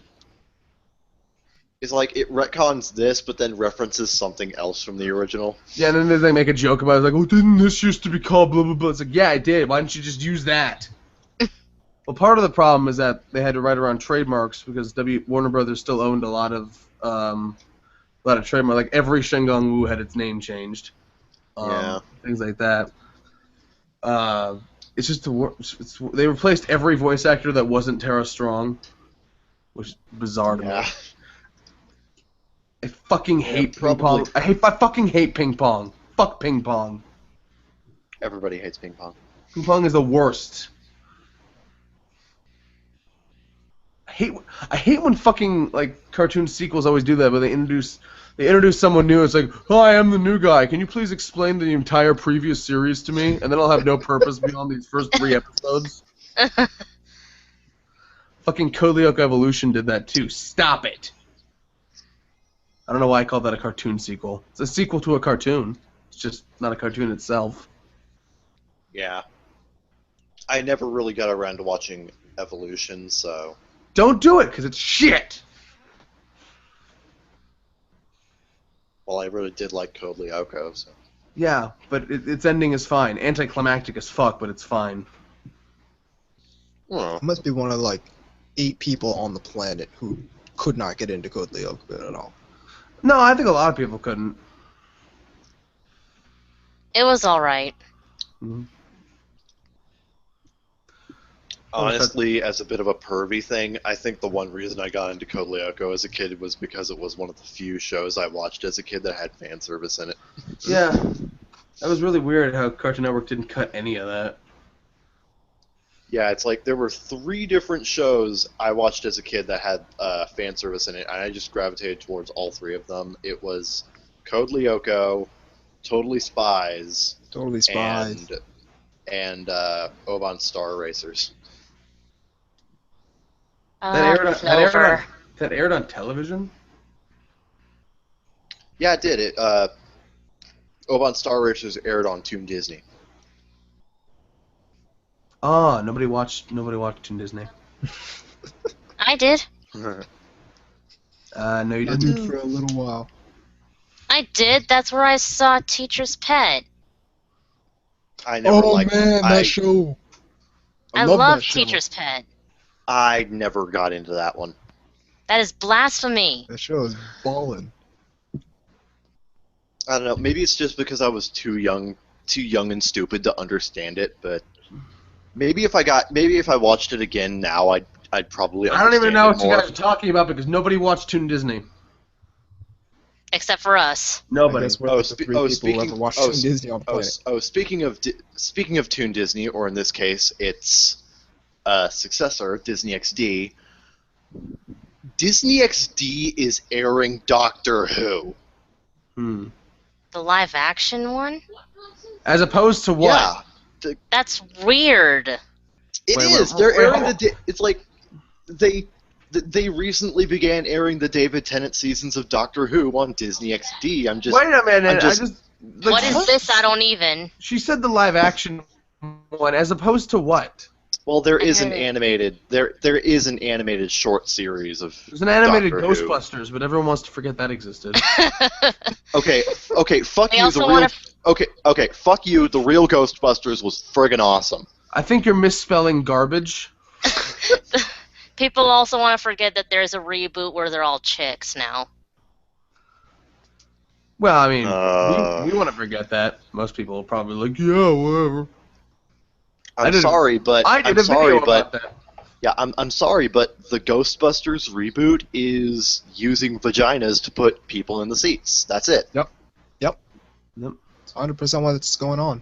Talk about objectifying women, am I right? I was so, you. I was so mad about that, I did a whole video on it. You can find it on this YouTube channel. It has shit mic quality. It's like 2 minutes long, though, so whatever. Anyway, since I we're all can't- back, I- we should probably. What? I can't hate on Toon Disney though. That's where I found Recess also. I saw Recess on the original Saturday morning broadcast. I don't remember the fucking show. I only remember the movie. Oh, the movie. Where they'll The movie freeze, was good. they'll freeze the moon so that summer never comes. I never really understood the movie because it's like it was just about kids. The original series was just about kids having fun on the playground and all that stuff, and you bring in frickin' freezing the moon and shit, and I'm like, the hell? I thought it was awesome. It seems like cartoon movies back then always did that kind of shit. Like they always had to Yeah. up the stakes somehow. Like that big Like- corporate executive in the Hey Arnold movie. Oh, yeah. Yeah, or that whole adventure that the babies went on in Rugrats, the movie. Okay, that movie's good. I like that Baby one. drama. Baby drama. That was baby drama. And it was done well. Yeah. It was. It's a movie where babies piss in a circle and there's a rainbow, and that's the best thing ever. I remember that. And then they sing about it. Yep. Oh jeez. The movie's also like really well animated for the time. Mhm. Klasky Shupo, baby. But Yeah. Why aren't they doing anything? since we're all here, we should probably move on to the second segment. We don't call them segments here, but okay. All right, just give me a second. Segments, topics, we can call them pancakes for all I care. Let's move on to the next one. Pancakes sound good. Yay, pancakes! Yeah, why not? All right. Zeke, if you will. Waiting for Elena. I'm here. You said you had shit to do. What the fuck you... Stop lying to me. I had to fix my hair. Why the fuck you lying? No, remember. You need to remember that I'm a girl, and I'm really anal about that. Hold on, I haven't changed my outfit 4 times a day yet. Can we just do that? I'm sorry. All I heard was girl and anal. What? Oh, yes. Figures. But of course. I kid. All right. Naked ladies, naked ladies, naked ladies, naked ladies. All right. Let's go. Okay. 1 sec. Yes, I'm fine. Returning to the show in 3, 2, 1. Welcome back to the second pancake. Now we're going to talk about... Of course, you have to make a reference to that. It's the new thing. It's going to happen. The kids are into these days. Now we're going to be talking about one of my least favorite things in the universe, and that is the death of the author trope. Ah, yes. It's stupid. Now, for Next those who are unaware, You say it's stupid, but I remember times in the past where you have derided me for saying that it was stupid. Have I? Yeah, remember that argument I made about how the author of Watamote didn't intend it to be moe, and people took it as moe, and you said that her intent didn't matter.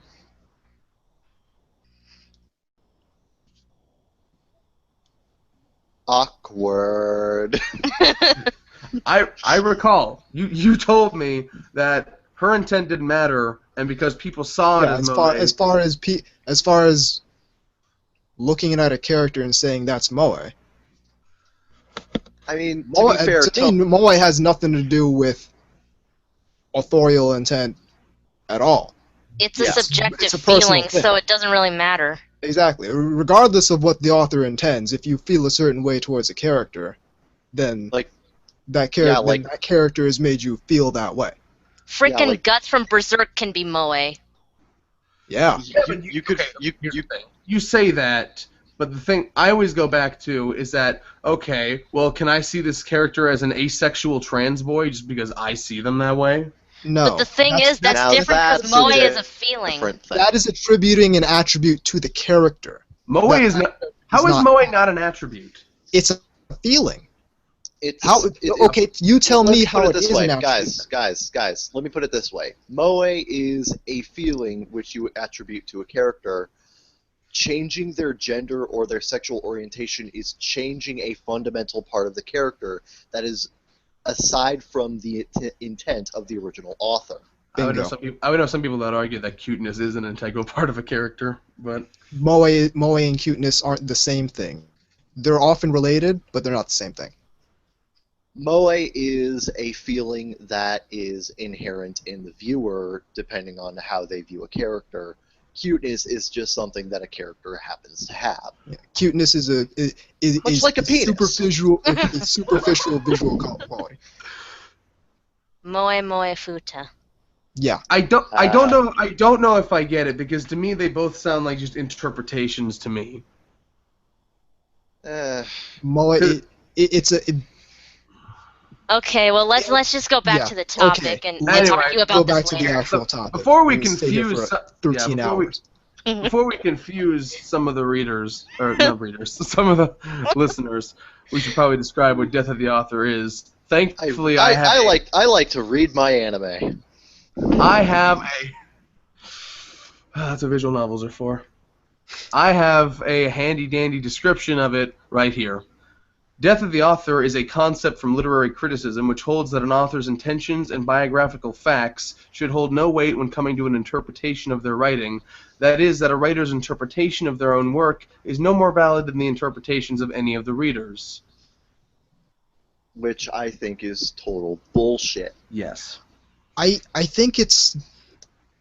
My problem with it really is that not even that it's bullshit, which it is, but that it's limiting. Yeah. It is. Yes. And that seems weird because when you first think about it, you think it's ever expanding, but then you're like, no, that is limiting. Yeah. Because when we take into account the author's intent and the environment that the author grew up in, and all of what made the author the person that they are, and then what went into that, from what went into the work from that gives us a jumping off point to then branch out and say, okay, this could be in the interpretation or that. But if we erase all that, then just all bets are off, and you have to accept everything as valid because we don't have a jumping off point. Yes. Yeah. I don't like this. I don't like this notion that there are no right answers when it comes to analyzing fiction. That's because you're just stuck in an ever-going. You're just stuck in an ever-going loop of, well, that's just your opinion, man. And then that does not lead to understanding of the work.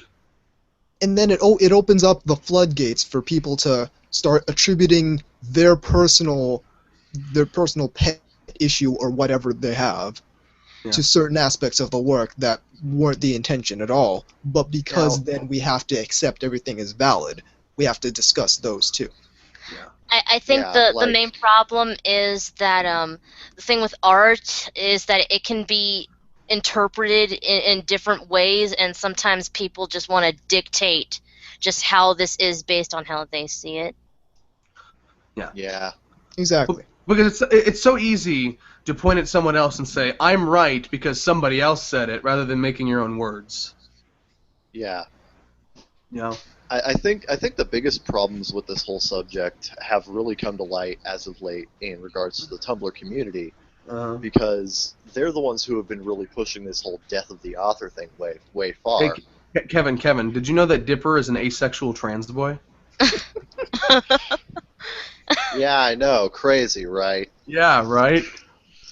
I need to watch this show again because I'm missing all the crucial hints. Yeah, the worst thing about this is that going into Tumblr here, the people on Tumblr, there are so many people on Tumblr who are so thirsty for representation and having their personal feelings and opinions as part of a show that they will actually try to actively change a show, like secondary change a show, like saying, like whole thing with what was that bitch's name, Brianna Wu, saying Samus is trans, deal with it.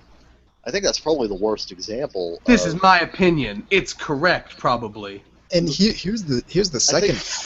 The biggest problem with this is that it's revisionist, and you don't want that. Yeah. I mean, it's I okay think here's for the it to be a second problem fan. with that, though. Sorry. They apply this standard death of the author arbitrarily, because when you were talking about Brianna Wu, they referenced some old interview where the dude made a joke about Samus being a new half, and then used that as evidence. So we can't really say that's death of the author, even though it was bullshit regardless. But just flimsy evidence. They use the standard arbitrarily. So it's once again, it's something that they use whenever it's convenient for them, so they can insert their pet issue, whatever it is, into whatever media they consume. This shouldn't surprise anyone, but did you know that there's a daily, I don't know if they call them hashtags on Tumblr, but there's a hashtag that you take a character you like and describe why they're actually autistic. Oh, for fuck's sake. Yep. I mean, I can interpret a lot of characters as autistic, but that doesn't automatically make it true. Exactly. Well, if I do that, it's because there's sufficient reason from the authorial intent to do so. I don't just make up bullshit. I mean, all this talk about representation, you could just make your own media that has all the representation you want, but that would take too much effort. Oh no, Thank you. That's why they're on Tumblr, making all these. That's why they're on Tumblr in the first place. I mean, That's why they start Patreon, so they can get money for whining about it. I mean, you have all the ability in the world to make your own story about a POC trans person in a wheelchair, but that would take too much effort. Well, here's the thing: you are giving them far too much credit. Here's the thing: they do that. Well, some of them do. They do that, and then their work turns out to be garbage, and nobody buys it. So Brianna Wu. Yeah. And then they blame everyone else for saying, "Oh, you people are all just transphobic and blah blah blah." No, it's because your work sucks. There's a lot of potential that a story about a trans person could be good. It's just that they don't put in enough effort because it's all just the stories that they do make about that are all just propaganda BS. And which is why these people want to eradicate meritocracies and why they're against. Let me tell you something: is that nothing garners consumers less than shaming consumers. Bingo. Exactly. Yep. And that's why none of these people are successful except from their own demonic cults. But I see this death of the author standard applied, like, culturally. Yeah. Like, there was the one C3 Boo preview where Zach was talking about gun culture. Talking about a show from a country where guns are illegal. Yes. by definition, cannot be promoting gun culture because there is no gun culture in the country that this comes from. But because it came in the aftermath of Sandy Hook, we have to talk about gun culture because for no reason. Because we have to, because this show has guns in it, even though they're not real, were never portrayed as real. We have to talk about that, regardless of the show's actual origin, regardless of what the show is actually about. I would almost respect them more if it was just simply clickbait, but the sad fact is that they believe what the bullshit they're spouting. Yeah. Yeah. Real talk. Why is it that all this overanalyzation that they make just remind me of like a snobby English professor that forces you to look more into the book and see more into it than what there really is? I love that meme where he describes what the curtains being blue really mean, and then it says what the author meant. The curtains are fucking blue. Sometimes blue curtains are just blue curtains. Yep. Like, okay. Yet these people do not understand this. As a writer, I put a lot of thought into things like that, but sometimes description is just description, and it doesn't mean jack. Exactly. It just means a writer paints a picture, and their intent is important because it helps you further understand that picture. People act like understanding a work of fiction is some aimless goal. It's not. You can fully comprehend a work of fiction. It's not like a fucking abyss that you can never reach the bottom. But you just got to take the author's intent into account. Now, sometimes authors don't like to answer questions like that, and then things get a little more murky. But there's still a point where you can say that you've comprehended a work, Right. and that's the beauty of it, because then you can move on to the next thing. Yeah. You mentioned one of you guys earlier mentioned, I believe it was Anubis, mentioning how the artist's background and what they've gone through is important in understanding a work from their perspective. Mm-hmm.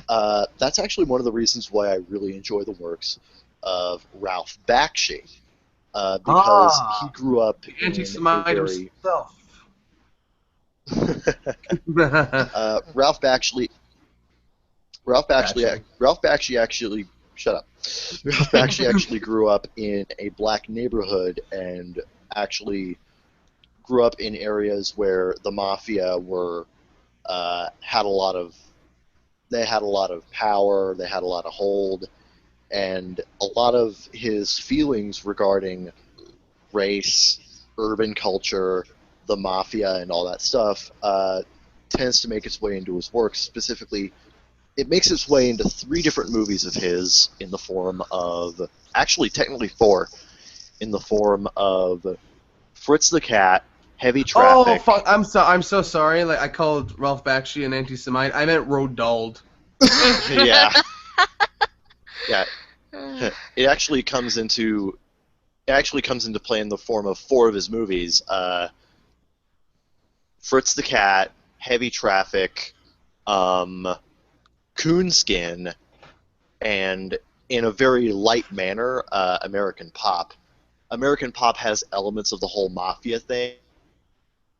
It's more on music as a backdrop for these different characters and their struggles, whereas the first 3, which I refer to as Bakshi's urban trilogy, focused more on inner city life, racial and cultural mores, as well as, of course, the hold the mafia has on people and what they're able to do with the power that they have.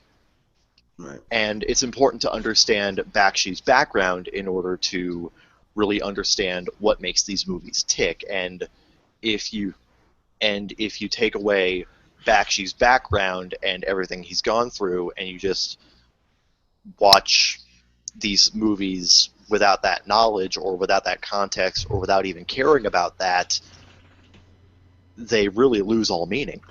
But you can also, I feel, Death of the Author comes in the opposite direction, where sometimes you look too far into an author's background and then you start dismissing the work that they've done for those reasons. That's fairly true, because at some point it might figure to you, oh, this is their form of propaganda, when it might not be. Well, things like that. It's just a failure to separate the art from the artist. Yeah. Yeah. I feel like anything like that taken to its extreme is bad regardless. Right. The death of the author taken to its extreme is really bad, whereas death of the author by itself is just bad. But Yeah. taking into account the author and their environment and stuff, that's cool when done reasonably. Yeah, I do that to a reasonable extent with Ralph Bakshi. Like, I don't view absolutely everything in his movies as the absolute gospel of Bakshi, but because admittedly the guy makes comedies, so a lot of it is exaggerated and a lot of it is very comedic, very tongue-in-cheek. So he also makes rotoscoped hobbits stumbling in an empty corridor. We don't talk about that. We don't talk about that. We talk even less about Cool World. That lighting, though. That's true. But, yeah, just wanted to bring up Ralph Bakshi there, because I feel that's a very important subject in regards to this whole debate. It just pisses me off when the author literally states that by this one thing he meant this one thing, and people just disregard it like he doesn't know what he wrote. Yeah. It's like if they say that's what they meant by it, that's probably what they fucking meant by it. It's narcissistic. But no, can't you see that Ava has all this deep religious symbolism that means something? Yeah, exactly. Hideaki Anno literally put that in because he thought it looked cool. Exactly. That's Exactly. the reason. That's a very common thing in Japan, is they just take foreign things and put them in because they look cool. Yep. And It's admittedly, same reason Hideo Kojima loves to put two random English words together and make names out of them. Ground Zeroes. Sniper Wolf. Psycho Mantis. Revolver Ocelot. Ocelot. Ocelot. Revolver Ocelot. Nobody even knew what an ocelot was until Revolver Ocelot. Whenever anyone asks me my favorite animal, I always say the revolver ocelot. Yeah. It's a very similar rare, to how nobody very knew rare breed. Similar to how nobody knew what the fucking echidna was until Sonic the Hedgehog 3. And now I know that they have really weird penises. Oh yeah. 4 heads. Yeah. It's like a mushroom. Because that is how the echidna do. Yep. Animals got weird penises. Can we just agree on that? They do. Yeah, like cats and their barbed Barbs.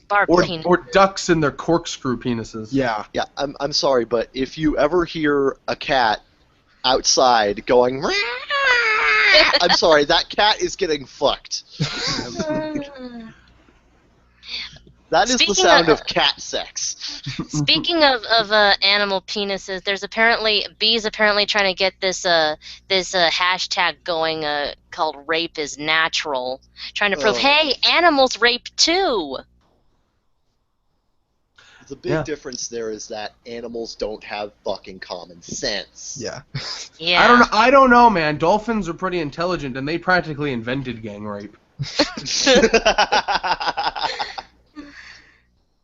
It's literally their default method, really. Yeah, but it's literally comparing apples to oranges. The difference between there is absolutely negligible. Animals also kill and steal. Fucking dolphin bitches not putting out, you know. Gotta reproduce somehow. Thing is, animals also kill and steal, so come on now. Oh hey, guess what humans do? Ferguson. Man, I'm just trying to get this penguin dick wet. You don't like my waddle, babe? Where the sexy penguin bitches at? This is supposed to be a serious podcast. I love them. I love that Twitter so much. Oh my god. Let me guess, there are people commenting on the episode. My apologies. This was my fault. No, it's good. We needed some levity. Hey, what's Beethoven doing right now? I don't know. Ugh. Decomposing. Oh. I was singing a song from the Penguin Motherland. Eat that booty like groceries.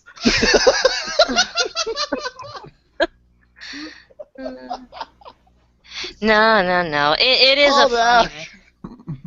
Animals raping is a funny visual. Like how George Carlin said, imagine Porky Pig raping Elmer Raping Fudd. Elmer Fudd, yeah.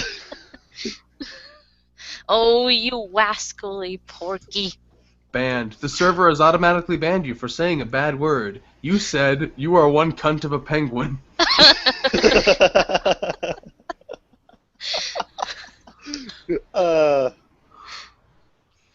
CP, it can either mean control panel, club penguin, or child porn. Your choice. I need this life vest because I'm drowning in the pussy.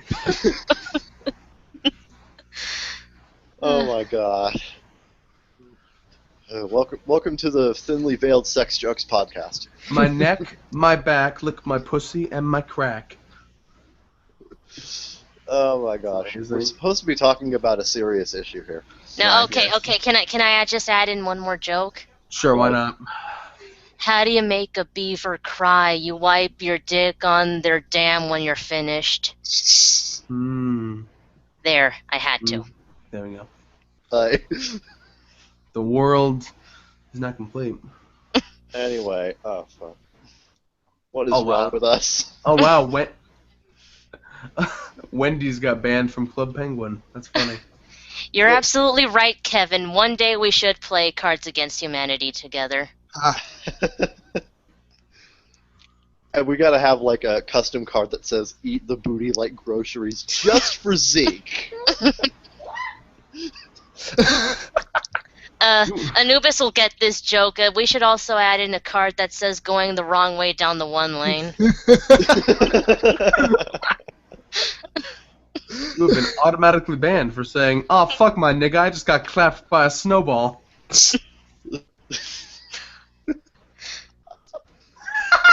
I've got the clap and I'm giving it to you. There's a picture of a penguin by an oven, and he's like, "Nice, my Jews are almost done."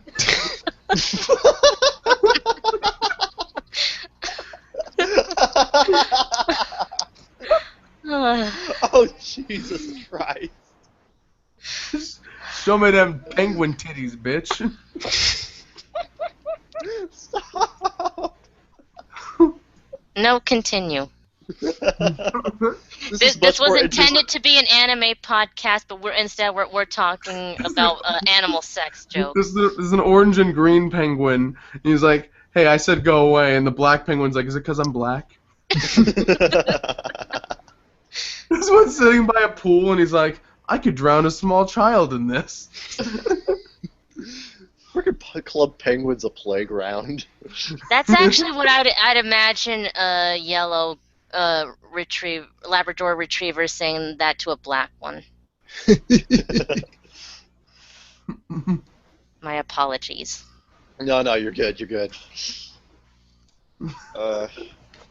It's just that last time I was recording, I caught feelings after I made those anti-Semitic jokes. Wow. Apparently, I think the system fucked up here. It says you were banned for saying a bad word. You said lettuce. Someone fucked up. Let us rape a penguin. Probably. they just put the word lettuce in there. Tossing Anyway, the salad. I believe I believe there was actually an episode of Power Rangers Turbo where Salad Monster and the Rangers came up and the Red Ranger said, "Hey, dude, we'll toss your salad," and the monster just looks at him weird, like, "Do you realize what you just said?" On a kids show. I love this. The penguin walks up. He's like, "Have you seen my virginity? Because I seem to have lost it." So anyway, about that death of the author. Right. One place where it should be applied is Club Penguin, though. Who cares what they? Fuck you, Disney. Who cares what they intended it for? This is what it needs to be. children's game my ass. This is fucking Neopets for adults. Please type your joke, riddle, or question for Antarctic here. Why did my daddy leave me? So anyway, to sum up Death of the Author, Zeke, Anubis, somebody help. It's narcissistic. Yeah. Exactly. Hey, even though you created this work that I'm now possibly making a career off of, you don't matter. Yeah. I matter. It's basically Only me and the stuff I think matters. Yeah, and it's basically hijacking a work for your own personal views, and that's really asinine. Again, because the people who do that make crappy work and nobody wants it, so they got to steal other people's work in order to get the attention they want. I gotta stroke their own egos somehow. I mean, it's like all those people that say stuff like, Rugrats was a figment of Angelica's imagination. yeah.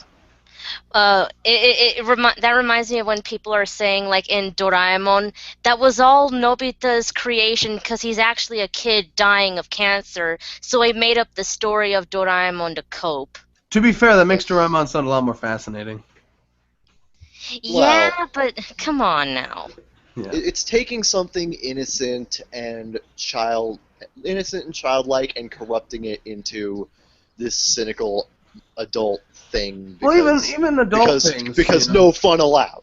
Yeah. And people have also done the same thing for Codename Kids Next Door. Oh, number one actually has cancer, and he's just making all of this up to cope with his cancer. Which is stupid because they explained why he was bald already. So Yeah, exactly. you don't need to give an explanation. They gave one. But hey, Death of the Author. And Yeah.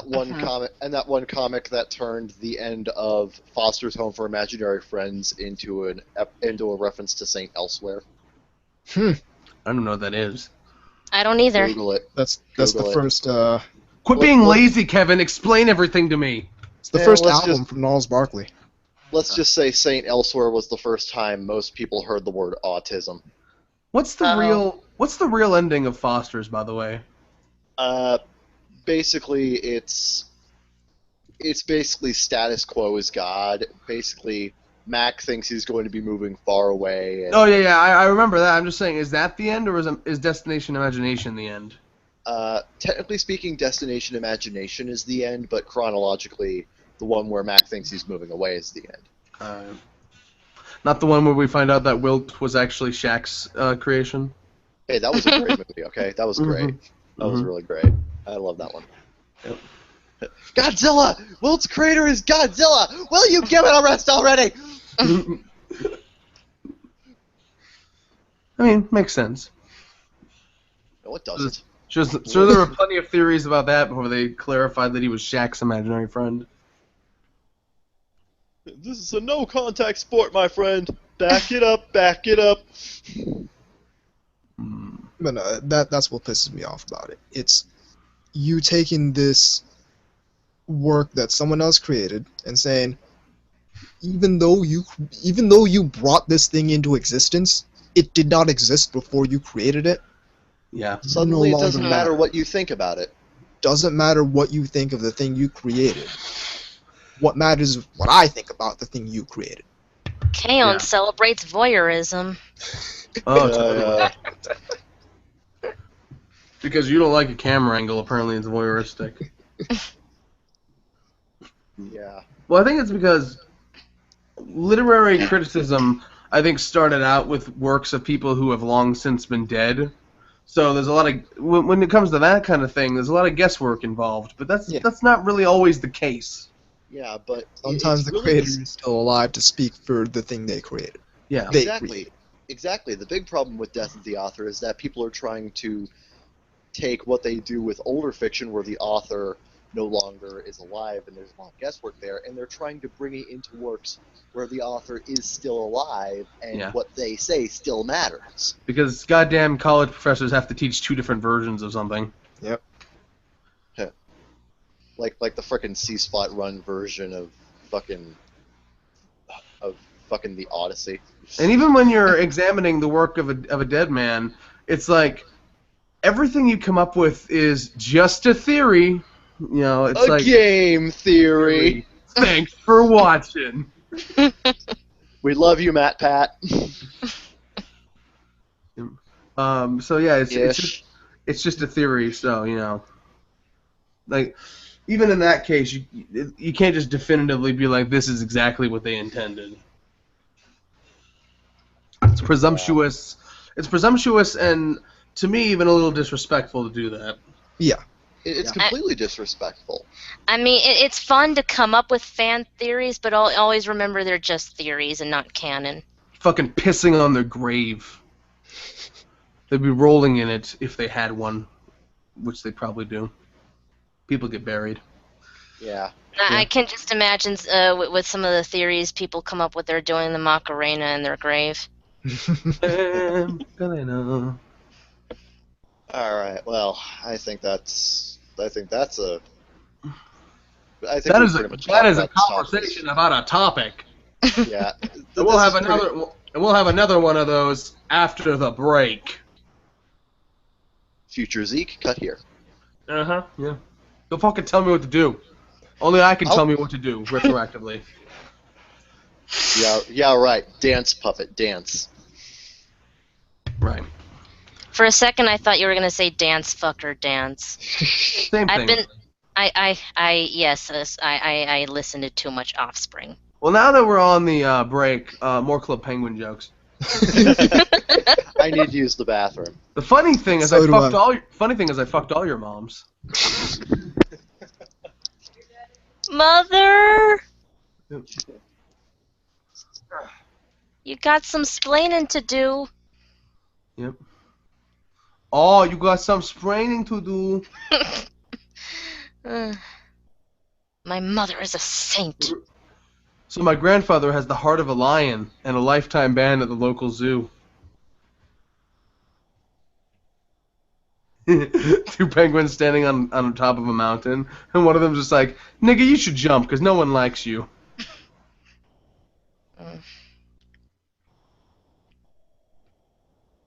All quiet on the Western podcast.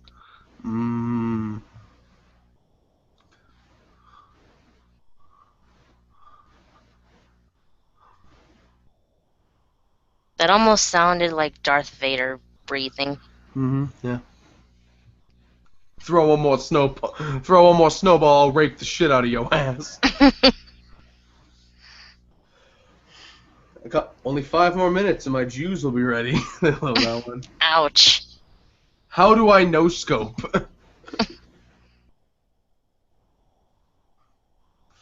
I walk a lonely road. Are you making a Tumblr post or something?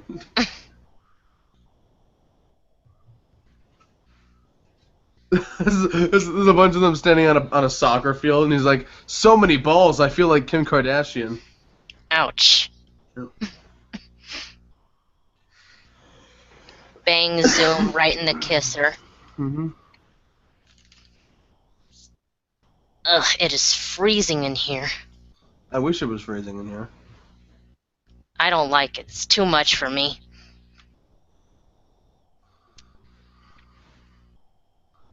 Nigga, that's a sweet-ass wizard hat. Alright, I'm back. Welcome to the Puffle Hotel. I need a room. My wife kicked me out, lol. They're just standing by a rainbow, and he's like, the gays are falling out of the sky. This play is so boring. I bet Abe Lincoln would have killed himself.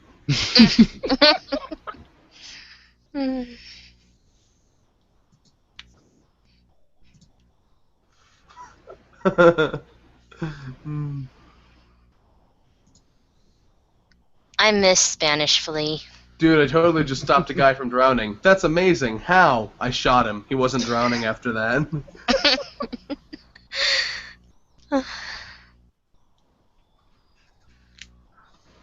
This is the couch I first got pregnant on.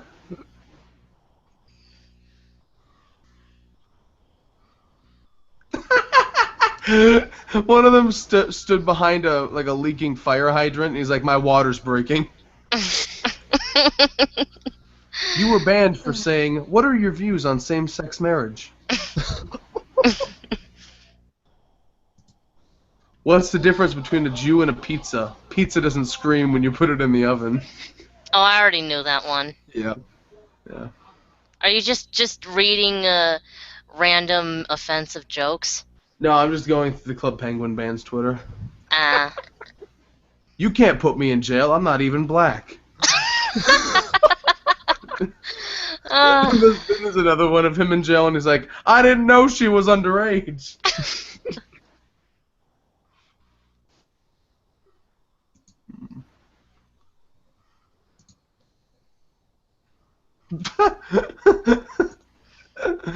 He's standing by this rundown mine, and he's like, "Is this District 12? Hello, I'm your waiter. What would your fat asses like to eat?"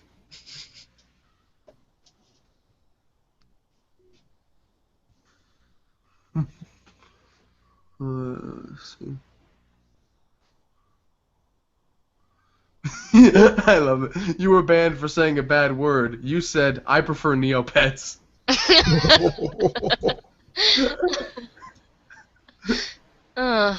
Ouch. I'm Shots back fired. now. He's standing in a river of lava, and he's like, "Oops, forgot my tampons again." Uh, Hey all I want for Christmas is to eat your ass. Why did 6 want to fuck 7? Because 7 ate ass. You were banned for saying a bad word. You said, "Santa isn't real." Santa isn't real? Ayo, girl, is your dad in prison? Because I'd be your dad if I was... No, if I was your dad, I'd be in prison. Oh. Lovely. Oh. That's really bad. The pizza burnt the inside of my mouth. Why do the things I love most keep hurting me? Call me Garfield, cause I'm back, and I got this. Oh wow! There's a bunch of ghosts at like a board meeting, and then the guy walks in. And he's like, "Sorry, am I interrupting the KKK meeting?"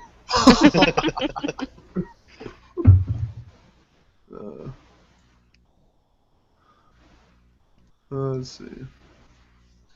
People on Club Penguin are fucking funny. This is funny. There's a penguin sitting at a computer, and he's like, logs on to Club Human.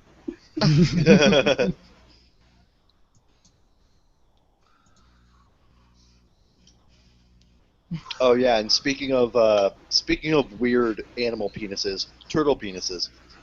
Oh yeah. Yeah. Oh, I love it. Club Penguin got an update, and it's a picture of that Penguins of Madagascar San Andreas mod. So he's just surrounded by penguins pointing guns at him.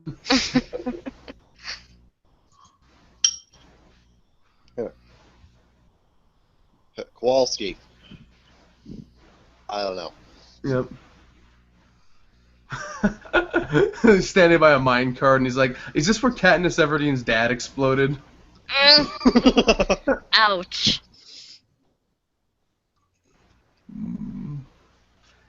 You were banned for saying a bad word. You said Filipinos.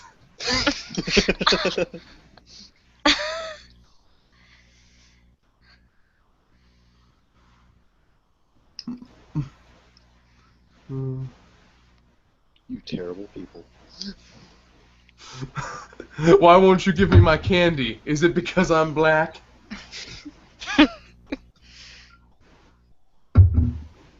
Oh, that's funny. Oh, wait. Some of these are like really visual, so that I can't just say them. Yeah. You gotta describe what's happening on the screen. Yep.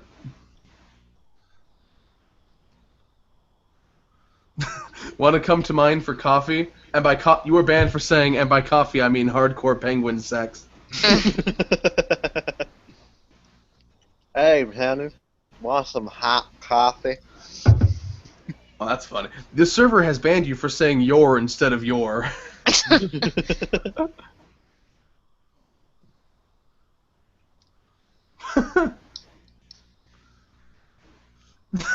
There's a mound of snow, and he's like, "That spot right there is where I ejaculate."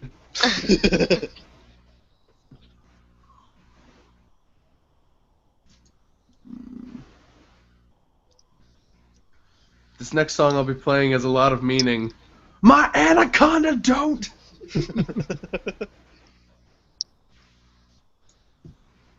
No hooligans in the lobby.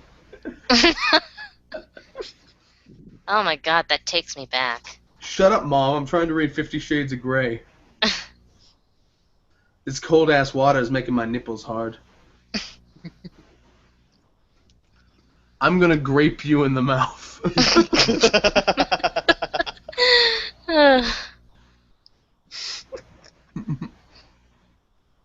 It's innocent, I tell you.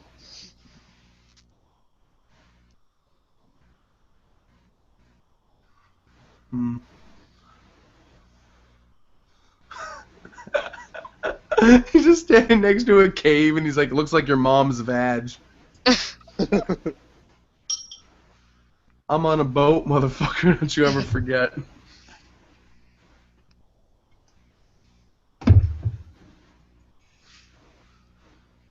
Yeah, says that.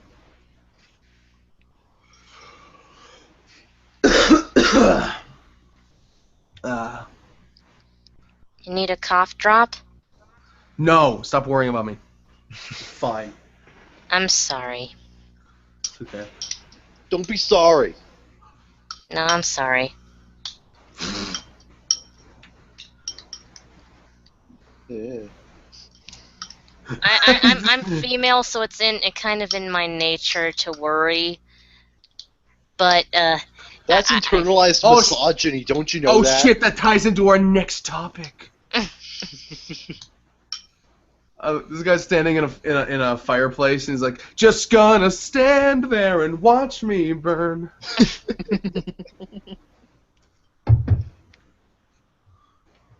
Long ago, the four nations lived together in harmony, and then you were born.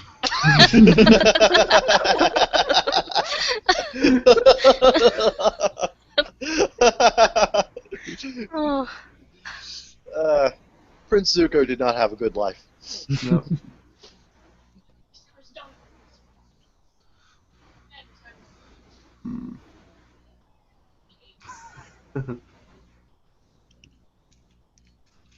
Standing in a bush saying this ain't even Kush. One beer, please. My girlfriend got pregnant. Nigga, we gonna learn shapes.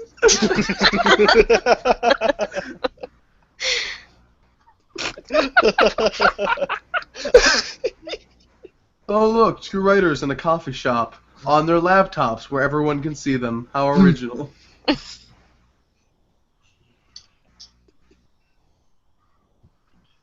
That's funny. Nigga, we go learn shapes. That's the greatest children's book ever. Greetings, everyone. I have a question. What? Have you ever heard of stranger danger? No. Perfect. That's bad.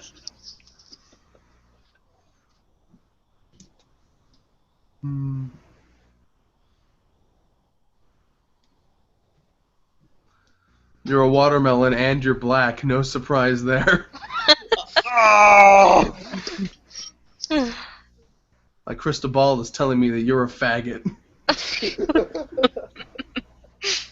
Now, did they spell faggot properly, or did they spell it F-A-G-E-T?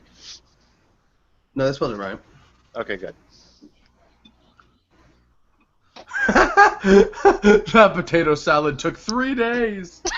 3 days! Sounds like a lot of hoopla. Too many people. We need a new plague. He looks in a telescope. He's like, Jesus, is that you? Where can I get the KKK outfit? How do I unlock that?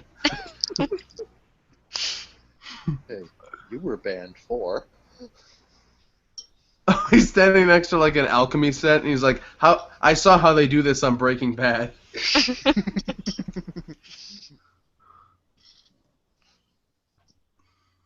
I'm panicking at the disco. Hello, can I buy your virginity? $26.50. Yep.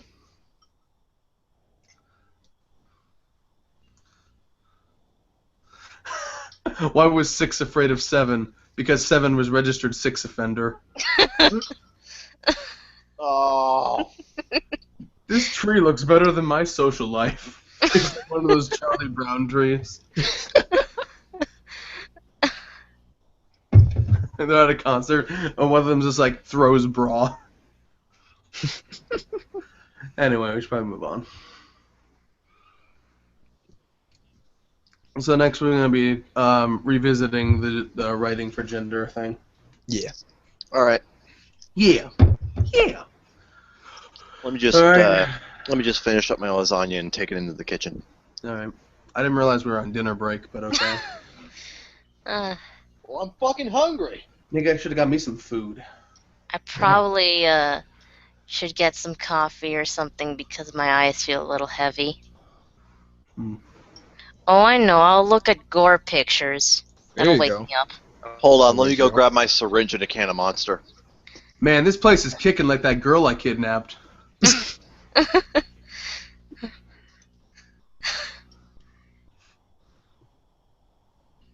No, I'm joking. I don't feel like looking at gore pictures right now. Nor do I feel like looking at shocking images in general. Because my go-to shock image I really don't want to see right now. Hmm. Which is Harlequin fetuses. Oh, that. You know, I I just don't go know on. what that is, nor am I curious. I just go on bestgore.com and just see what they have in like car accidents and whatever. You were banned for saying a bad word. You said cucumber. Well, it's a bad word in Shimonetta. My love nectar is baked into the dough. Stands by an oven. Stop screaming, children. It will be over soon. Man, There's a wanted poster of a penguin. He's like, wanted for stealing your girl.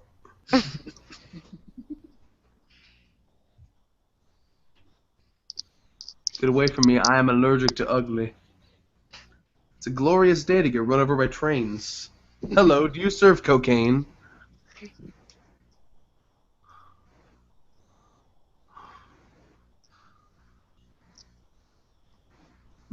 Anyway.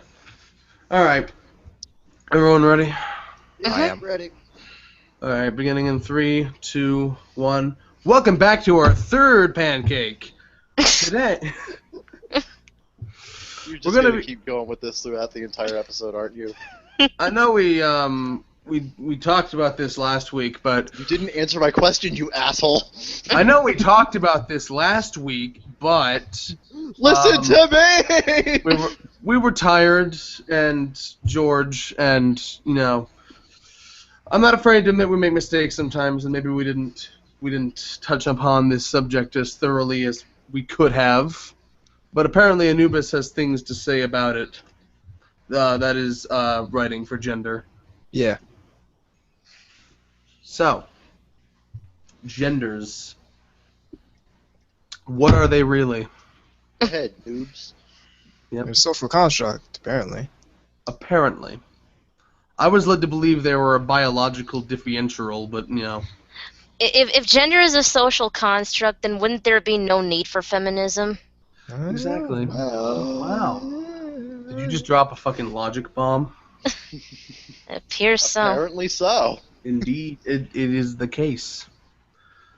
So, just to reiterate what we were saying last week, I said my piece last week, so I'm just going to be playing Smash Brothers. Fine, whatever, Kevin. Why did I even hire you? So, Anubis, what particular thoughts do you have on writing characters for their genders? Honestly, I think that chiefly the focus should be put on making characters interesting first and foremost. Yes. I concur. I was a little late to that because I had to blow my nose. But yeah, whenever I write characters, that is the first thing. Is this character interesting? Yeah. And whatever goes into that, like, that's the character. A lot of times when I'm envisioning a character, the gender is one of the first things, but it's also one of the least conscious decisions I make. Same here. Yeah.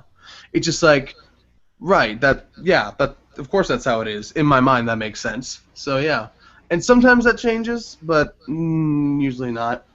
Again, it's like, most of the aesthetic things come as, like, that instant moment of creation where you're just like, oh, that is what I want. And you tweak that and you modify that, but that base image never really goes away. And also, is someone not comes using in an instant as you conceptualize the character. Yeah, is somebody not wearing headphones? Because I can hear myself. Kevin, are you in the corner again? I don't think so. I'm wearing my headphones. Yeah, but we had problems before when you were in a corner. Apparently your headphones aren't as concealing as you think. These things got like freaking memory foam for the for the earpieces. I don't care if they got memory foam for days. They leaking, son. You can't just put velvet in the shit and call them nice headphones. Yeah, Skull Candy, get your shit together. I really want some Audio Technicas.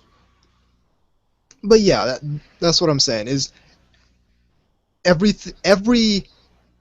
visual and sort of their sex, their race, their sexuality, all that is sort of, it comes in an instant where when I think up that character.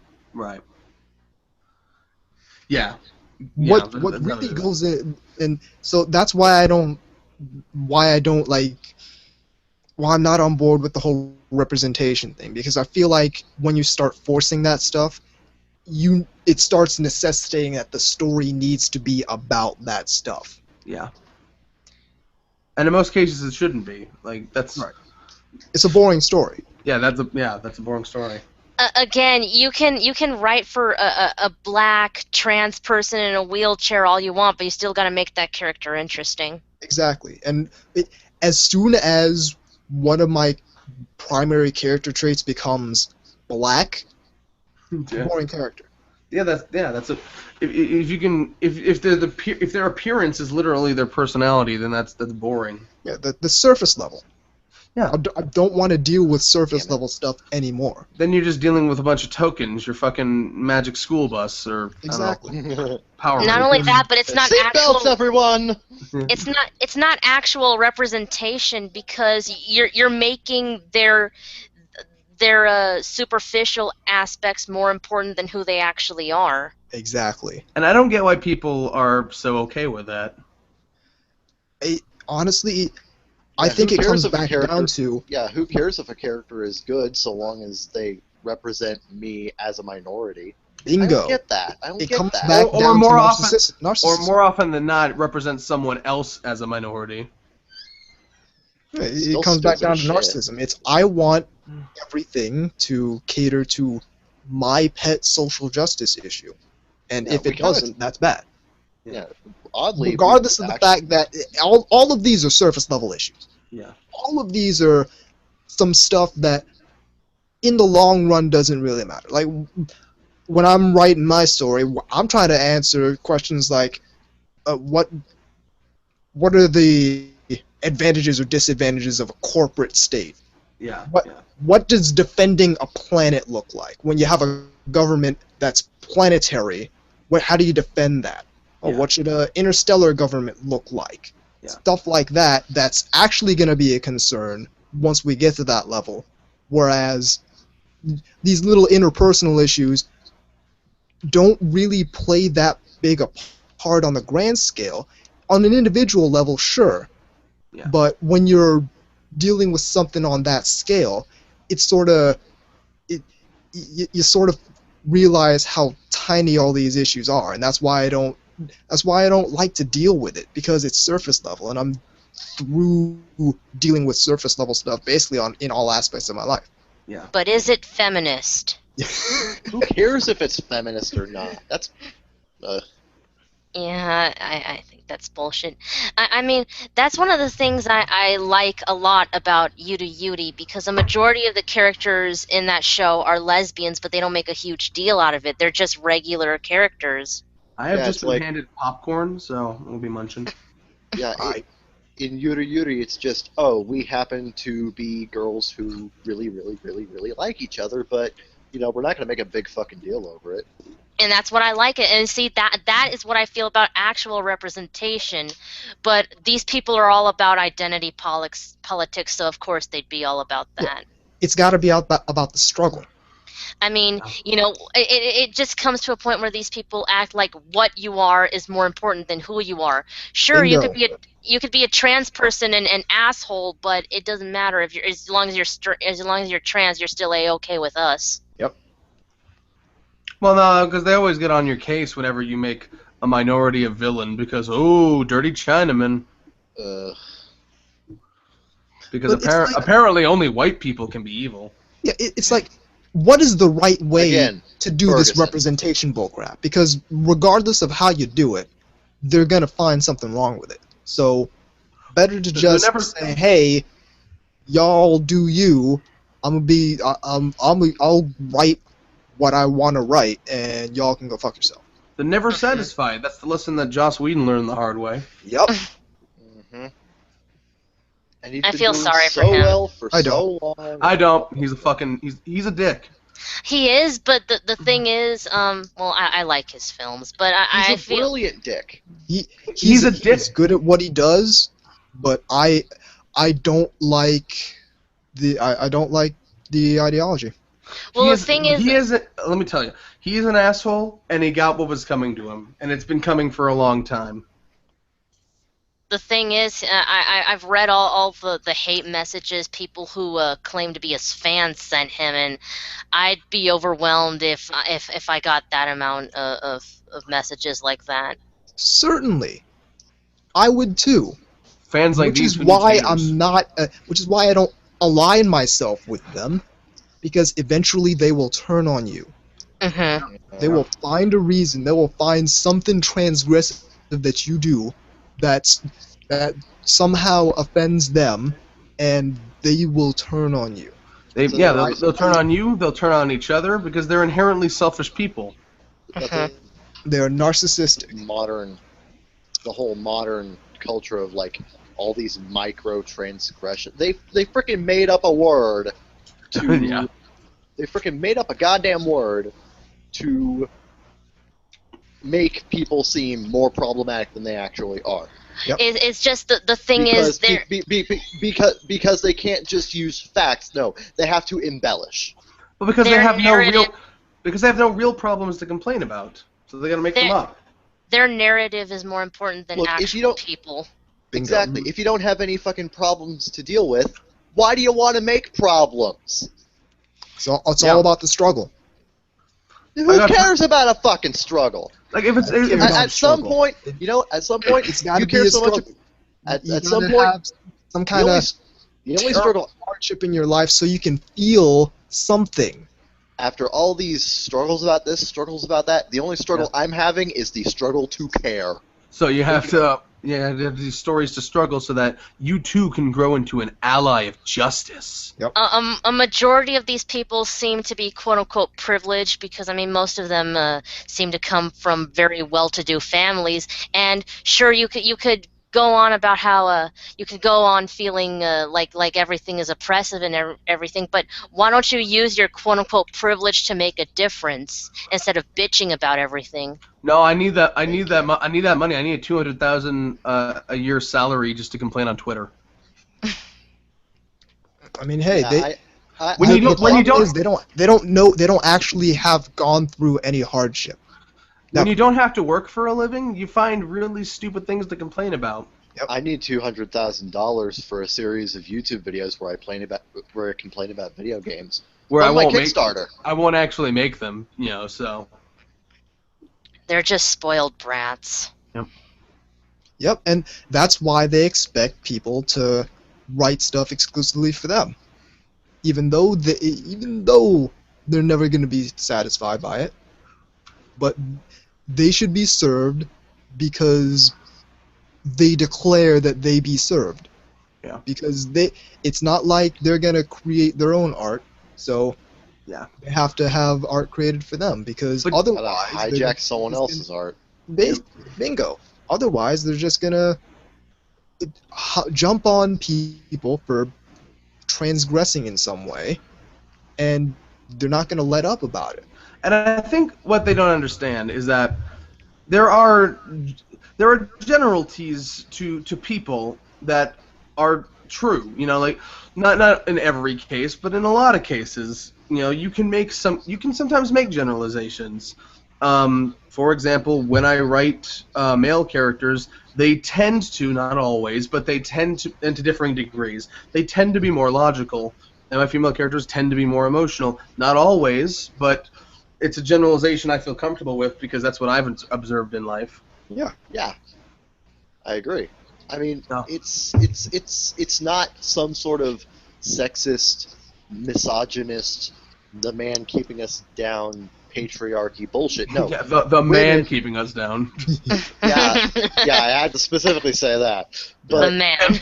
Emphasis. But yeah, it's just a common fact that women happen to be more emotionally driven Yeah. than And I always than those of the opposite gender. And I always like to display that there are pros and cons to each, you know. Exactly. There are times when a logical approach isn't the best. There are times when an emotional approach is detrimental. Like, as always, the answer is usually somewhere in the middle. And no matter who you were born, what you were born as, there's always going to be pros and cons. Like, I don't like to believe that any one type of people is truly above any other type of people. Like, there's always, and sometimes it's natural. Sometimes there's like things you're born with, and sometimes there's things society expects out of you. But there's always pros and cons. Yeah. Well, I mean, the thing is, I don't think it's sexist at all to make stereotypes about a gender, especially woman. And I speak about this as a female myself. Stereotypes don't exist in a vacuum. They exist for a reason, and it's because they're based on some kind of truth. Yeah. They always have some grain of truth to them. And there's another thing. It's actually, I hate to bring this up, but Gaijin Guma actually made a really good observation of stereotypes. Oh, really? Did he now? Yeah, when he was Even when a he broken was, clock strikes twice. Yep. when he was referencing Punch-Out and how it's apparently racist. Now, admittedly, the early Punch-Out games tended to be kind of sort of not very much, not exactly flattering, but when it came to the Wii Punch-Out game, Yeah. Which is amazing, by the way. oh yeah, absolutely, I Yeah. agree. When it came to the Wii Punch-Out game, Gaijin Guma decided to take a video of the Game Grumps, Danny and Aaron, Yeah. playing Punch-Out and going up against, it's been a long time since I played it, the Japanese character. Piston Honda. Yeah, Piston Honda. And they actually said, and throughout the entire thing, Gaijin Guma was making it ultimately very clear that racist stereotypes are done with the intention of removing personality from the target, making them a simple one-dimensional target. Yeah. But in the case of Punch-Out, it uses those stereotypes in a very uplifting sort of. Yeah, they use them to add personality to them. That's why they're so memorable. Aaron actually did say Piston Honda has so much personality. And Gaijin Guma said, there, right there. Did you hear what he said? Personality. If the point of a racist stereotype, if the point of a stereotype is to remove personality, how come Aaron thinks this character has so much of it? The one thing I didn't like, though, is that Aaron misinterpreted something, is that he said Piston Honda was respectful, but if you actually look, he's looking you right in the eye when he bows, which is considered a sign of great disrespect. So he's actually being a dick.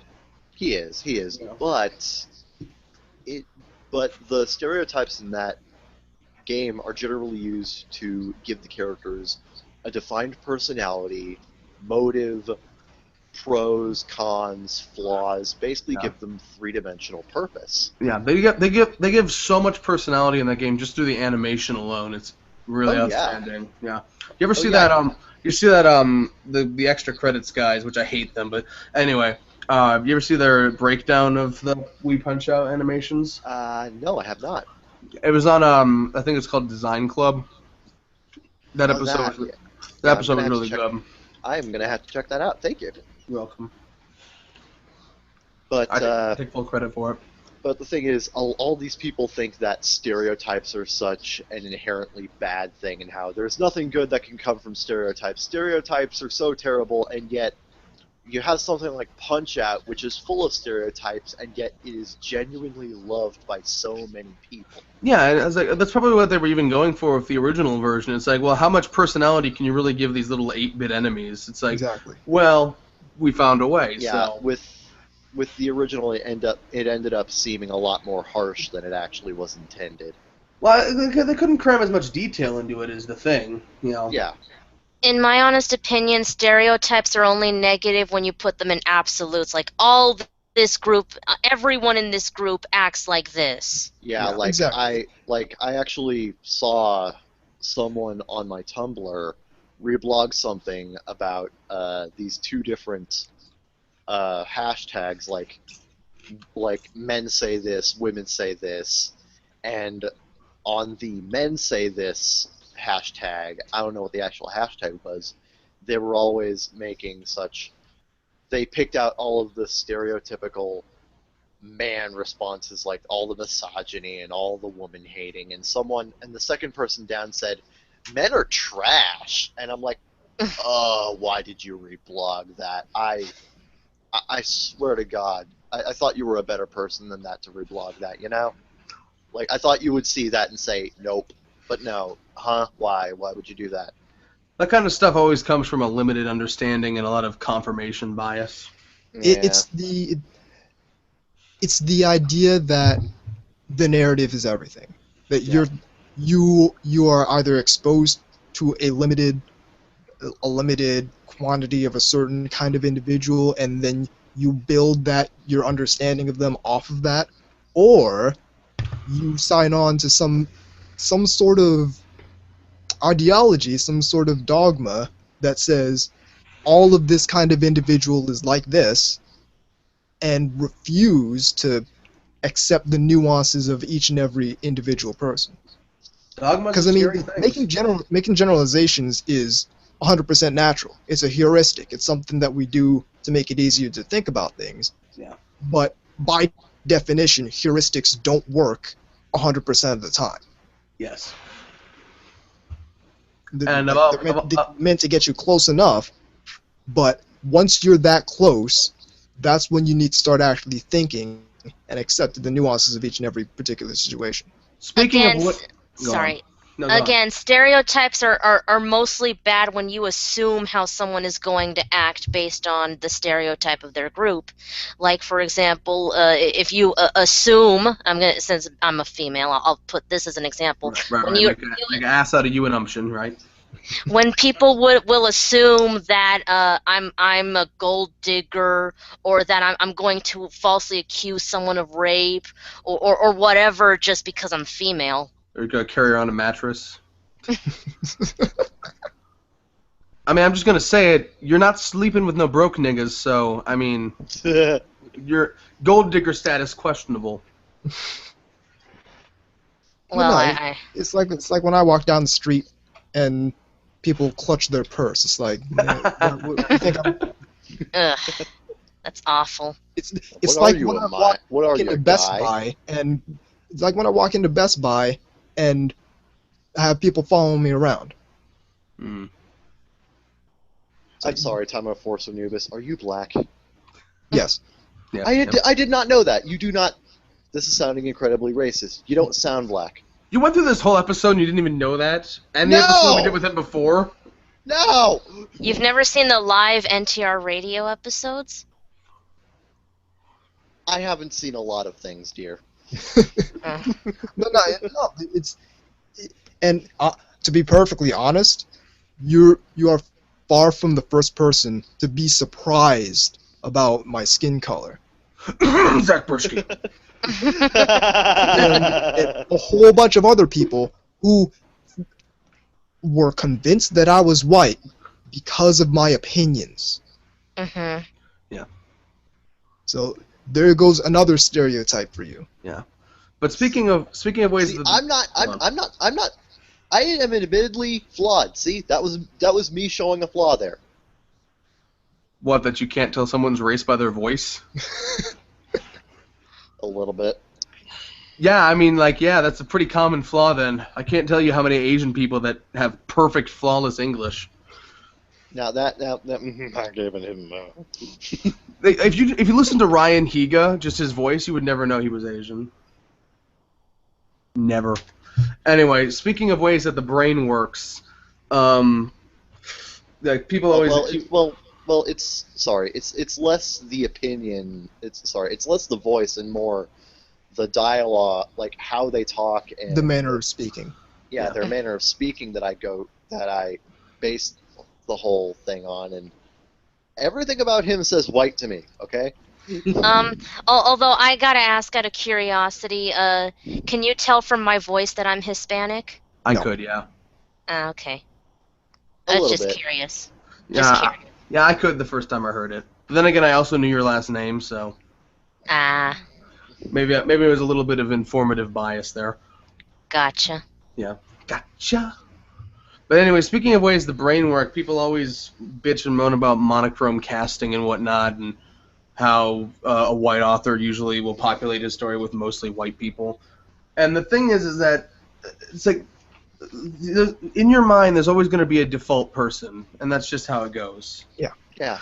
That's how the brain categorizes information. When you think of apple, you think of a red apple. You don't think, well, I mean, depending on what part of the world you grew up in, you think of a red apple. You don't. Yes, you acknowledge that yes, yellow apples and green apples exist, and none is better than the other. But you're instantly going to think of the red apple. That's just how it goes. That's how your mind categorizes information.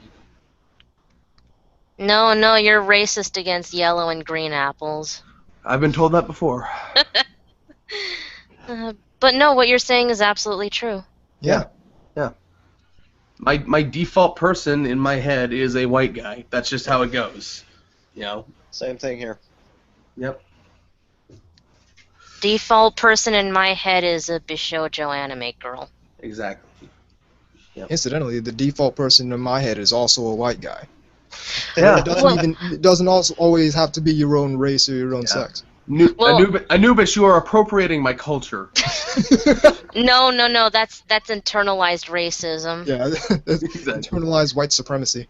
Well, I don't get that whole internalized crap.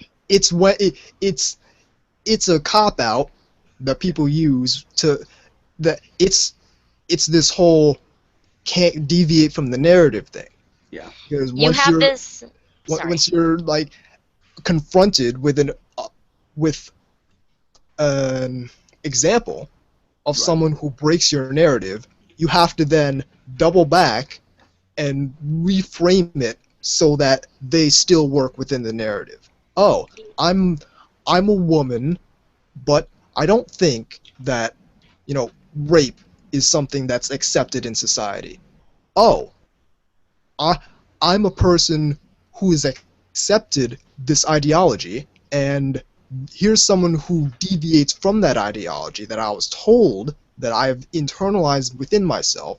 So now what I have to do is double back in my brain, say, well, how could this happen? And the solution I come up with isn't this person is an individual, has had their own experiences within their life that has led to them coming to this conclusion. No, I have to stay within the narrative. So this person has internalized the fact that rape culture does not exist, even though I, having accepted this ideology, know in my mind that it does.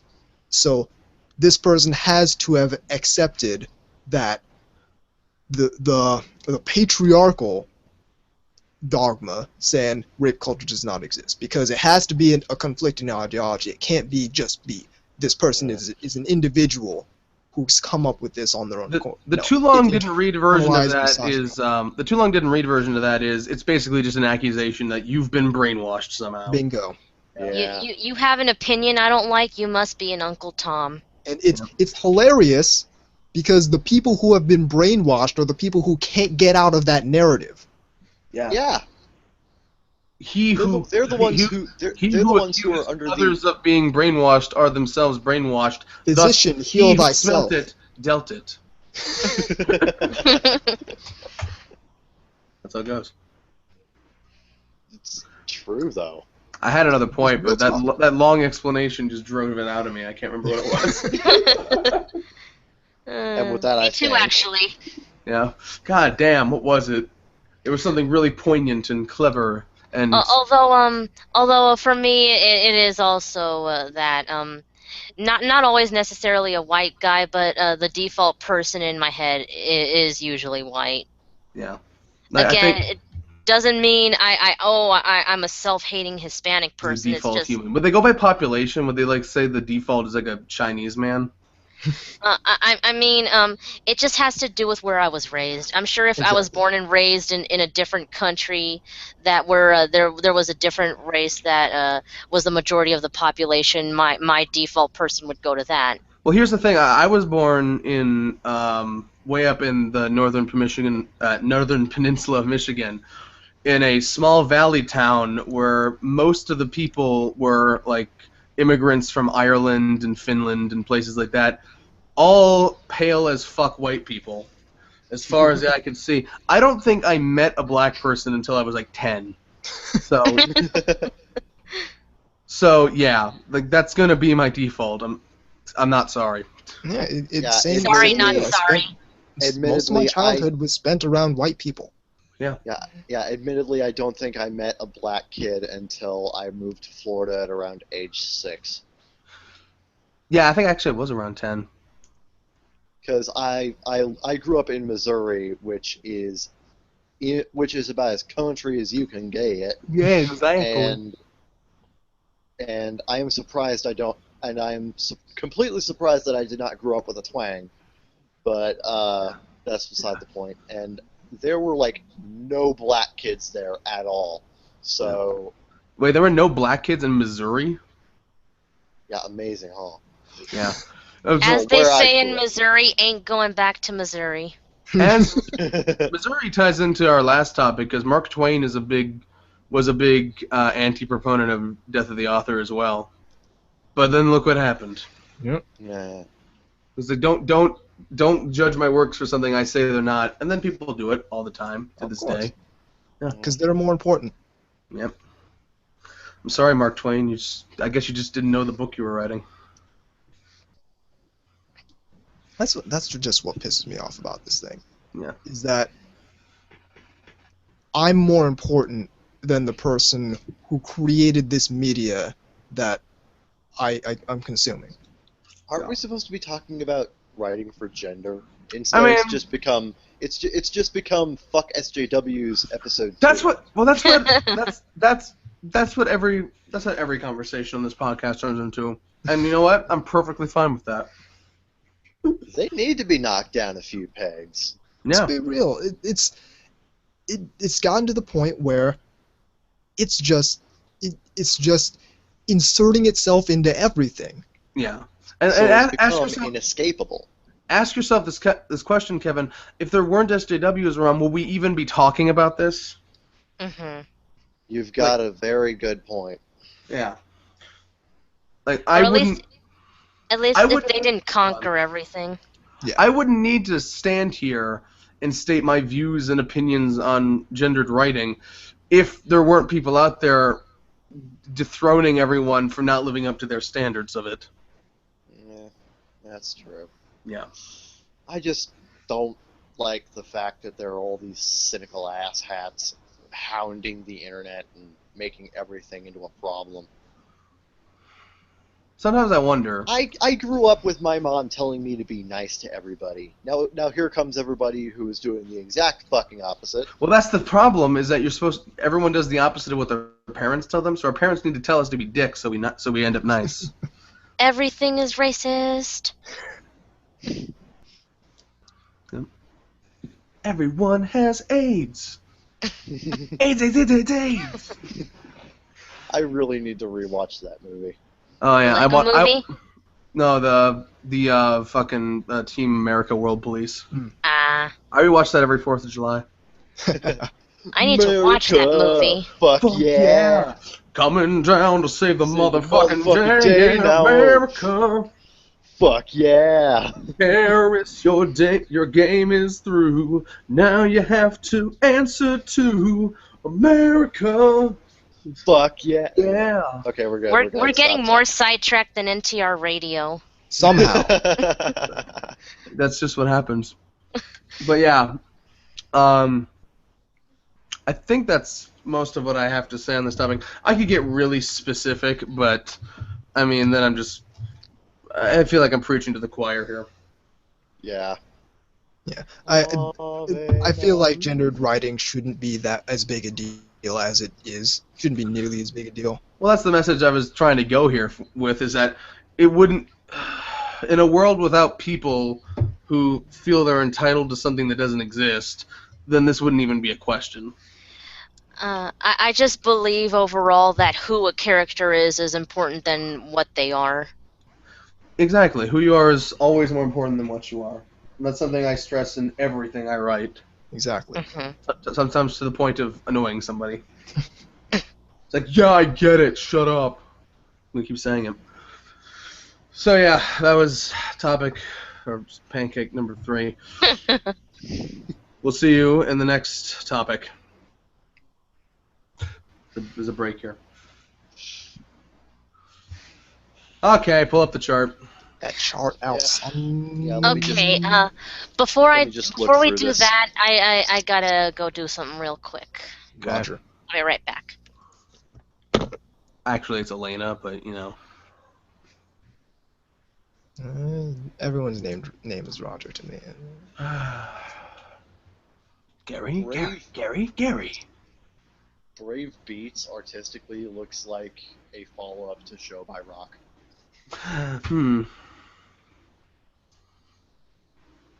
It looks like, to me, it looks like another one of those children's shows with the merchandising that never gets over here. I watch.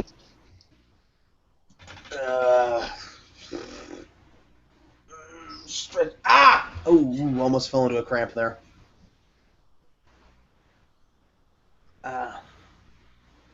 Oh, hey, we got more than one mecha anime coming out next month. I bet they're both gonna suck. Yeah. Hey, one of them is Gundam as written by Mari Okada. I'm looking forward to that one. Oh yeah. I'm not looking forward to that fucking Gundam design. It's pissing me off. Okay, fuck you. I love that design. Listen, alright? One good beam rifle shot to the midsection is gonna separate that thing in two, alright? You try fighting without legs. Go ahead. I'm not even sure what one you're talking about It's here. the Methis all over again. You freaking Zeta Gundam, they came up, oh, hey, this thing is held up by a shaft and friggin' 2 struts. If I grab this thing around the midsection and squeeze really hard, I separate the torso from the legs and the thing becomes somehow more useless than it was. The Methis was useless to begin with. Somehow became more useless. But See, of course, I don't they're not really care. gonna have the friggin' Gundam get hit in the midsection like it should. Because See, here's the it's a thing with these stupid design. designs. Here's the thing with these designs. I don't give a shit about how practical or realistic or physically possible they are. I care about how cool they look. And that Gundam looks fucking cool. All I'm saying is the midsection needs some armor on it. Listen, look at all the armor on those shoulders. Take 2 plates of that, put it on the midsection, and the thing is fine. I'm not even seeing a 100% Gundam on this chart. But Well, they it have is this airing next little, whatever it is, in the midsection, and all I'm saying is if I get a lucky shot with my Yeah. beam rifle, things separated legs from torso is basically. We get it. We get it, and I That's all don't I'm care. saying. Zeke. Yeah. Zeke. Yeah. It's under K. It's under K for Keto Senshi Gundam. Oh, okay. I can't even see the midsection because the guy's fucking head is in the way. Yeah.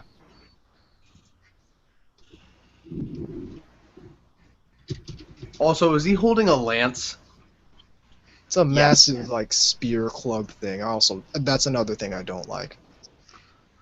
Oh Yeah, my I don't god! get- I You're just don't- I gonna don't- stop bitching. No. I get. I'm with him. I don't get why giant robots need to wield melee weapons.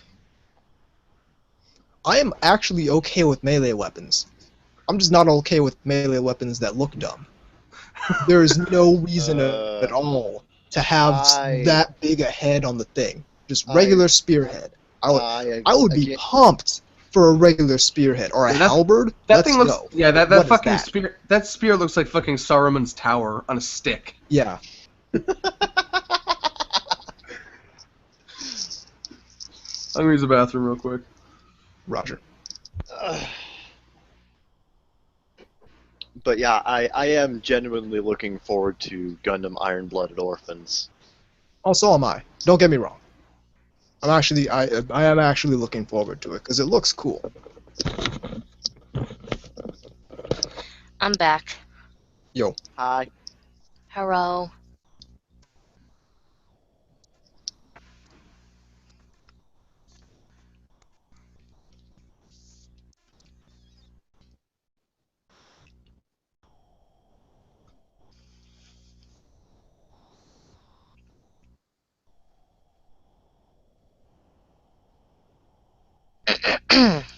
God.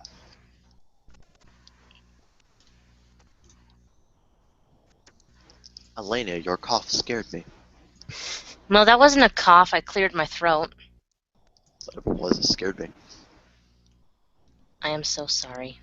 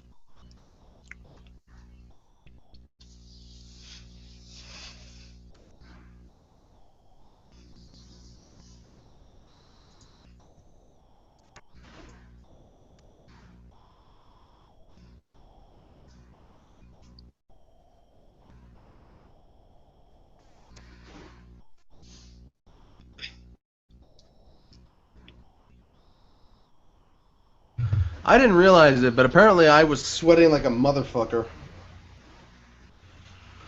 Yeah, so am I. Don't worry.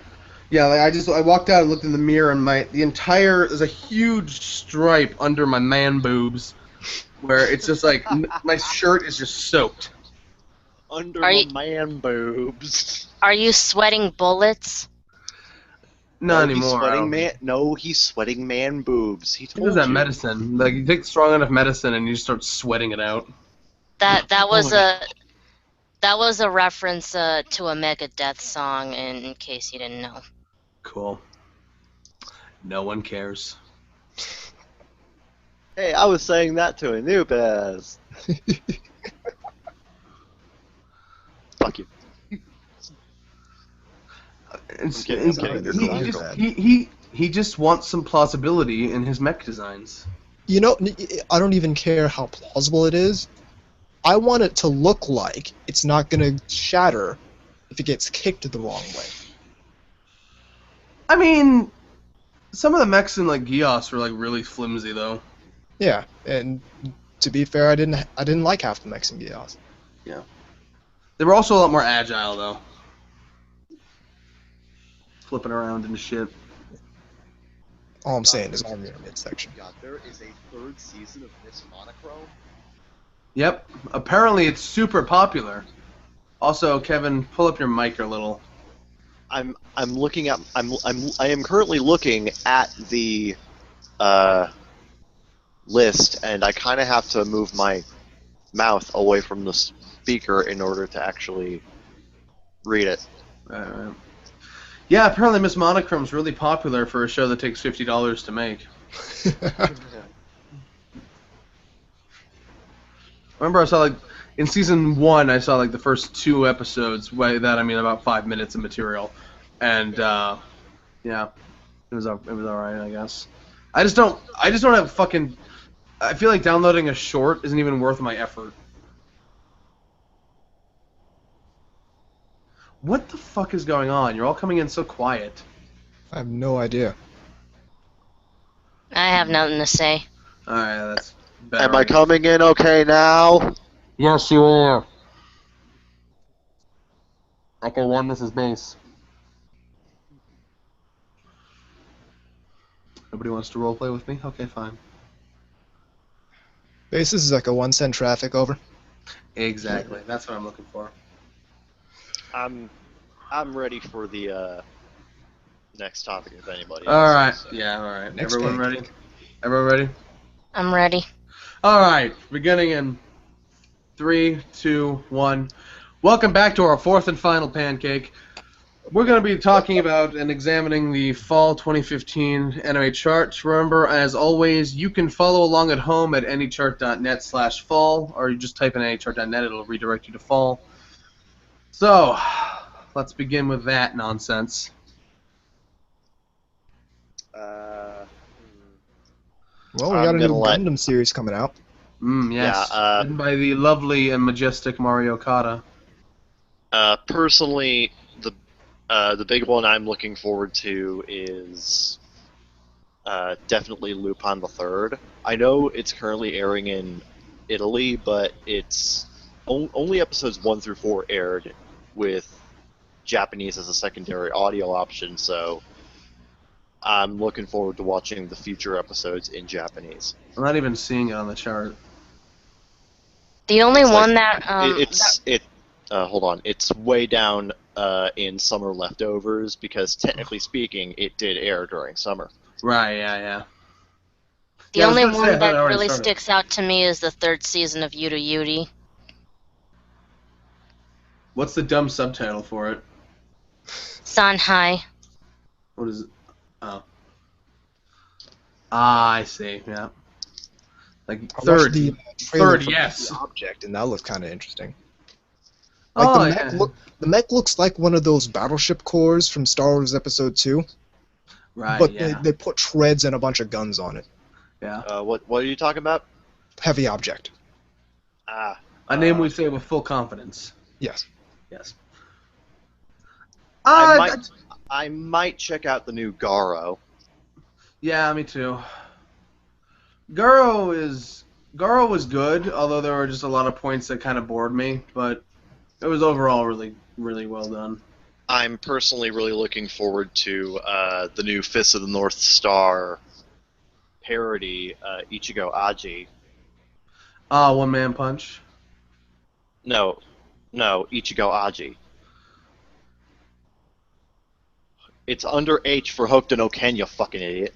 Could you just could things just start with the right letters, please? It does start with the right letter. H for Hokuto no Ken. I don't know these things. But I'm looking forward to the new Fist of the North Star parody. Right. Because honestly, if it has anything to do with Fist of the North Star, I'm fucking there. Would you rather it be a parody or just more Fist of the North Star? I'd rather it be more Fist of the North Star, but parodies are fine. Yeah, I'd rather they make a second season of Aria of the Scarlet Ammo, but not a fucking spin-off. Honestly, if it is any better than Aria the Scarlet Ammo, I'm on board. Yeah, I'm probably gonna check out that Aria spinoff too. Why? I just want more if you have the gunplay. money to, if you have the money to make a season, why don't you just make a second season? Why are you doing this? Anyway, back to the TV anime that I want to see. Yeah. Of course, Gundam Iron-Blooded Orphans, Yep. One Punch Man. I'm still scrolling here. Is One Punch Man serious or is that a comedy? It's somewhere in the middle. Okay. Because when I heard about it, I thought it was like a Bobobo situation. It tends to be in between. It tends to be fairly serious, but with a comedic twist to it. Right. I might watch Kami-sama Miranai Himitsu no Kokotama. I swear to God, these fucking. Another one I'm looking forward to. It's from. Go on. Fucking Young Blackjack. I never saw Old Blackjack, so I can't comment. I love Blackjack. I love Osamu Tezuka. Gimme. Yeah, that Kokotama was done by Oriental Light and Magic, the studio that is known for being A, shit, and B, stealing George Lucas's name. Also a Pokemon. Shit, like I said. Anubis, here's another title to piss you off. Oh, no. Ore ga Ojo-sama Gakko ni Shoumin sample toshite getsarate ken. That show is going to either be really hilarious or really stupid. God bless you.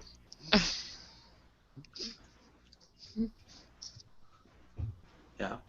For being able to pronounce a long name. Gesundheit, indeed. As far as movies go, there's Cyborg 009 versus Devilman, the new Digimon Adventure Try. I'm really looking forward to that one because Digimon fan, hello. I still want them to clarify what exactly they mean by film, because the Japanese have a very liberal definition of what a film is. Well, the first movie is going to be like 67 minutes long or something. So. I might watch, even though it's the episodes are short, Komori-san wa Koto Warenai, if only because I like the character designs. Oh, hey, who's a fan of Girls in Panzer here? Me? Well, they're making a movie. Yeah, been waiting for it. Let's go. Oh yeah, that's been going on forever, isn't it? Yeah. I'm on board. I'm probably going to check out High Speed, but I have not checked out Free yet, so this will probably be interesting. I want to watch K Return of Kings, but I need to fucking finish K first. I never seem to be able to. I might watch Onsen Yosei Hakone-chan. Looking. Oh, it's another short. I don't care. Anyway. and simply because it's Bones, I might come check out Concrete Revolution or whatever the hell that is. Whatever the fuck that is. Oh, yeah. It should be Concrete Revolution, but they forgot the N. Concrete Revolution! Chojin Genso. No, why is that, though? Because in my eyes, Bones is not a prestigious company anymore.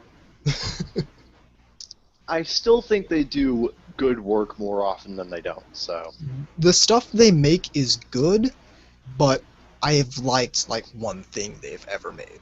What was that? It's good anime, but it's just not my thing. What was that? What was the show they made that you liked? Give me a second, I'll look it up. Alright. Was it Full Metal Alchemist? No, it's not. No, he didn't like that one. Again, good anime. This wasn't my thing. Yeah. Well, they also did Hitsugi no Chaika, and that was pretty good. Yeah. Not well animated, but it was good. On High School Host Club was the show. Alright. Yes, that show is the shit. That was back from their good Amazing. years, though. That was back from their, like, I don't know. I mean, they made friggin' Wolf's Run and didn't like that. They made they made Eureka Watership 7, Down? That wasn't my thing either. Hey, Watership Down? I didn't know that. I'm interested in this original project by 8-Bit, this Comet Lucifer. I like original projects because nobody can spoil them for you. Yeah, I was looking at that one, and I'm like, am I going to check that one out? Am I not going to check that one out? Because aside from Gundam, any original mecha anime tends to bore me, or they tend to be complete shit. I don't even know if this is mecha. Look in the The genre. genre right there. All right. Wait. I can't fucking. Oh, there it is. It was. I had it scrolled over, so instead of genres, it showed Twitter, YouTube, link.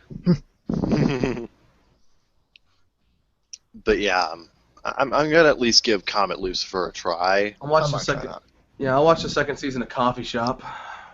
It looks like there's now twice as many girls. I know I'm definitely watching the new Gundam the Origin movie. Mm. Or Everybody's OVA, going to be watching the new Gundam Origin. It's so good. For I watched the sequel- first one the other day just cause. For sequels, I'll watch the Garo sequel. I'll watch Noragami sequel. Awari no Seraph. Shinmai Mao, because why not? World Trigger, which I still don't know if that's filler or Why? a diversion. Why must you torture yourself? I like World Trigger. Fuck you. I know I'm one of 10 people who does, but, you know. Mimetic jokes. They're making a second season of Underwater Ray Romano, and that confuses me. Wait, what? Yeah, it's right there. Utawarero Mono. Yeah, Underwater Ray Romano. What are you talking about? That's what it's called. Underwater Ray Romano. It's the literal translation. Did you know that? No, it's not. That's not the translation, you ass. Lance and Masks, watch. Yeah, and just real quick, now that we know what everybody's going to be watching, how much of this do you think Funimation's gonna try to dub? Ha. Most. Let's see. They'll probably pick up. Garo, I know that. Yeah, they'll pick up Garo. Did they pick? No, they didn't do that. Noragami, yeah. I feel this is probably something that we should bring Big on Anime on for. But he hates me, apparently. Awari no Seraph, definitely. You don't know that. I do know that. They're going to simul-dub Awari no Seraph. Well, Because you they mean like the, Seraph of the End? Awari no Seraph. Fucking weeb. You're the fucking weeb. You fucking weeb. I just say what's I just say what's written here. Remember, guys, it's only an insult 10% of the time. Yeah. I'll watch the Attack on Titan Chibi. Why not?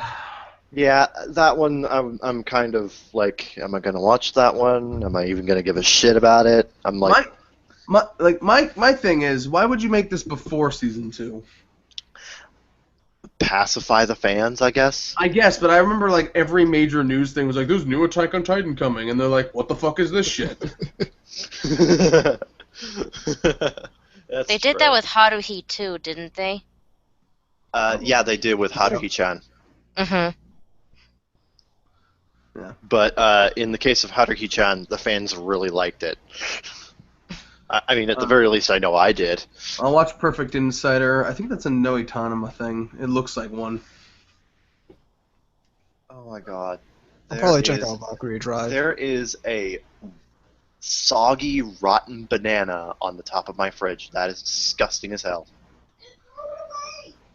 The Beautiful Girl Sexy Battle action anime is set on 5 artificial islands, based on a smartphone game. Yep. That has great written all over it. I can't tell you how all of that points to a fucking masterpiece in the making. Now this show looks interesting to me. Cute girls, that's all I need. This show looks interesting to me, but I've never even heard of Studio Troika before. I think I've heard of them, but if you ask me what they did, I thought Troika was a game developer from the 90s, but I guess I'm gonna look them up because what the fuck have they done? Why should I care? all I know is Zero. They did? No, that was A1. No, Saying they're here on the thing. Co-production. I think we wasted too much. I think we wasted too much energy laughing about Club Penguin jokes earlier, and now we're just kind of. Yeah. So second original project from Troika, I guess, if you count a co-production as an original project. Some people do. Yeah. Lance and Masks, because it looks interesting. At least the first poster looked enticing. The second one looks like crap. Why must they do this to me? One of my sisters gonna be watching Haikyuu too, because why not? Haikyuu, did you mean, Yeah, fuck, I was gonna make another Gigic joke, damn it. No. I forgot what he said. Playing with balls. Volleyball edition. Yep. There's a lot of reverse harems coming out, which, like, I always say that I just need to find the one that sells me on this genre, but I never seem to find it, and I don't feel like it's worth my time to even try. Probably not. I mean, I started watching one just today, in fact. What was it? Fucking forgot the name of this thing already. Yep. Aoharu Kikanju. It just finished earlier this season. Oh right, the machine gun thing. Airsoft Oran. Yeah. Literally the same premise as Oran, except instead of having to work at the host club, the girl dressed as a boy who looks like a boy has to play airsoft. Yeah. Very original. I watched like 9 episodes of Dramatical Murder, and then I'm like, I have no fucking idea what's going on in this show anymore. I don't think anybody had any idea what was going on in Dramatical Murder at any point. There was no drama or murder, and I'm pretty sure there was no madicals either. Like I don't even. I don't know if it was So just it was a complete lie. I don't know if it was just a shit adaptation or what. I didn't know what the fuck was going on. I understand the adaptation was like really, really bad. Well, that explains a lot, because I know the visual novel is well regarded, apparently. Yeah, apparently the visual novel has a bunch of gay in it, and they removed all the gay. Well, that's the thing. If you base something around the gay and you remove the gay, what are you left with? What do you have? Yeah. Not a whole lot, as it turns out.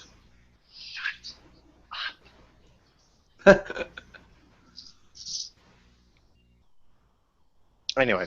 Yeah, but that seems to be not a lot of leftovers. The only leftover I'm watching is Ushio Totoro.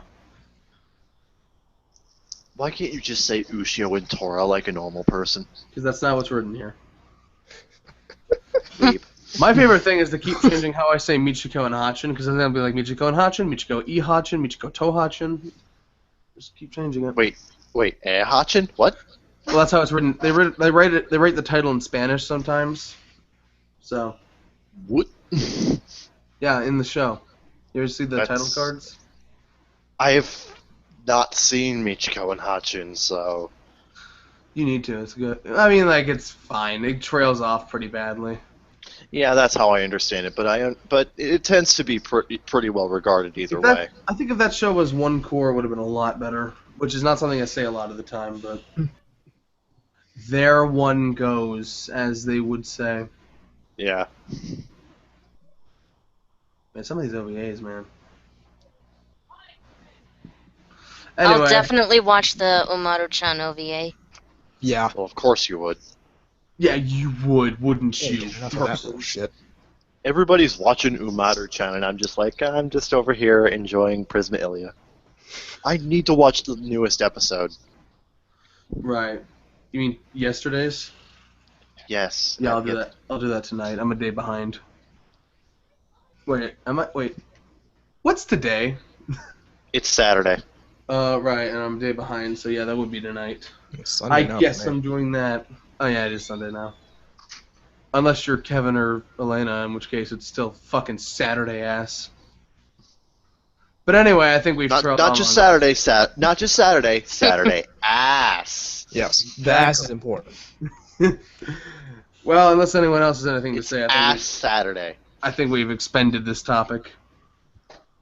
As well as all of our energy. Yeah, and Club Penguin jokes. Chart segments always kind of trail off. That's why I put it last. Yeah. Easing off, cooling off, whatever term you want to use. Exactly. Steam evaporating. In any case, you've been listening to the Baka Gaijin Show. My name is Zeke Freak, so anyone else wants to pimp their stuff, they can do it now. You know where to find me, so that's a thing. I'm back on Twitter, except this time my name is Shipai Majoko. That is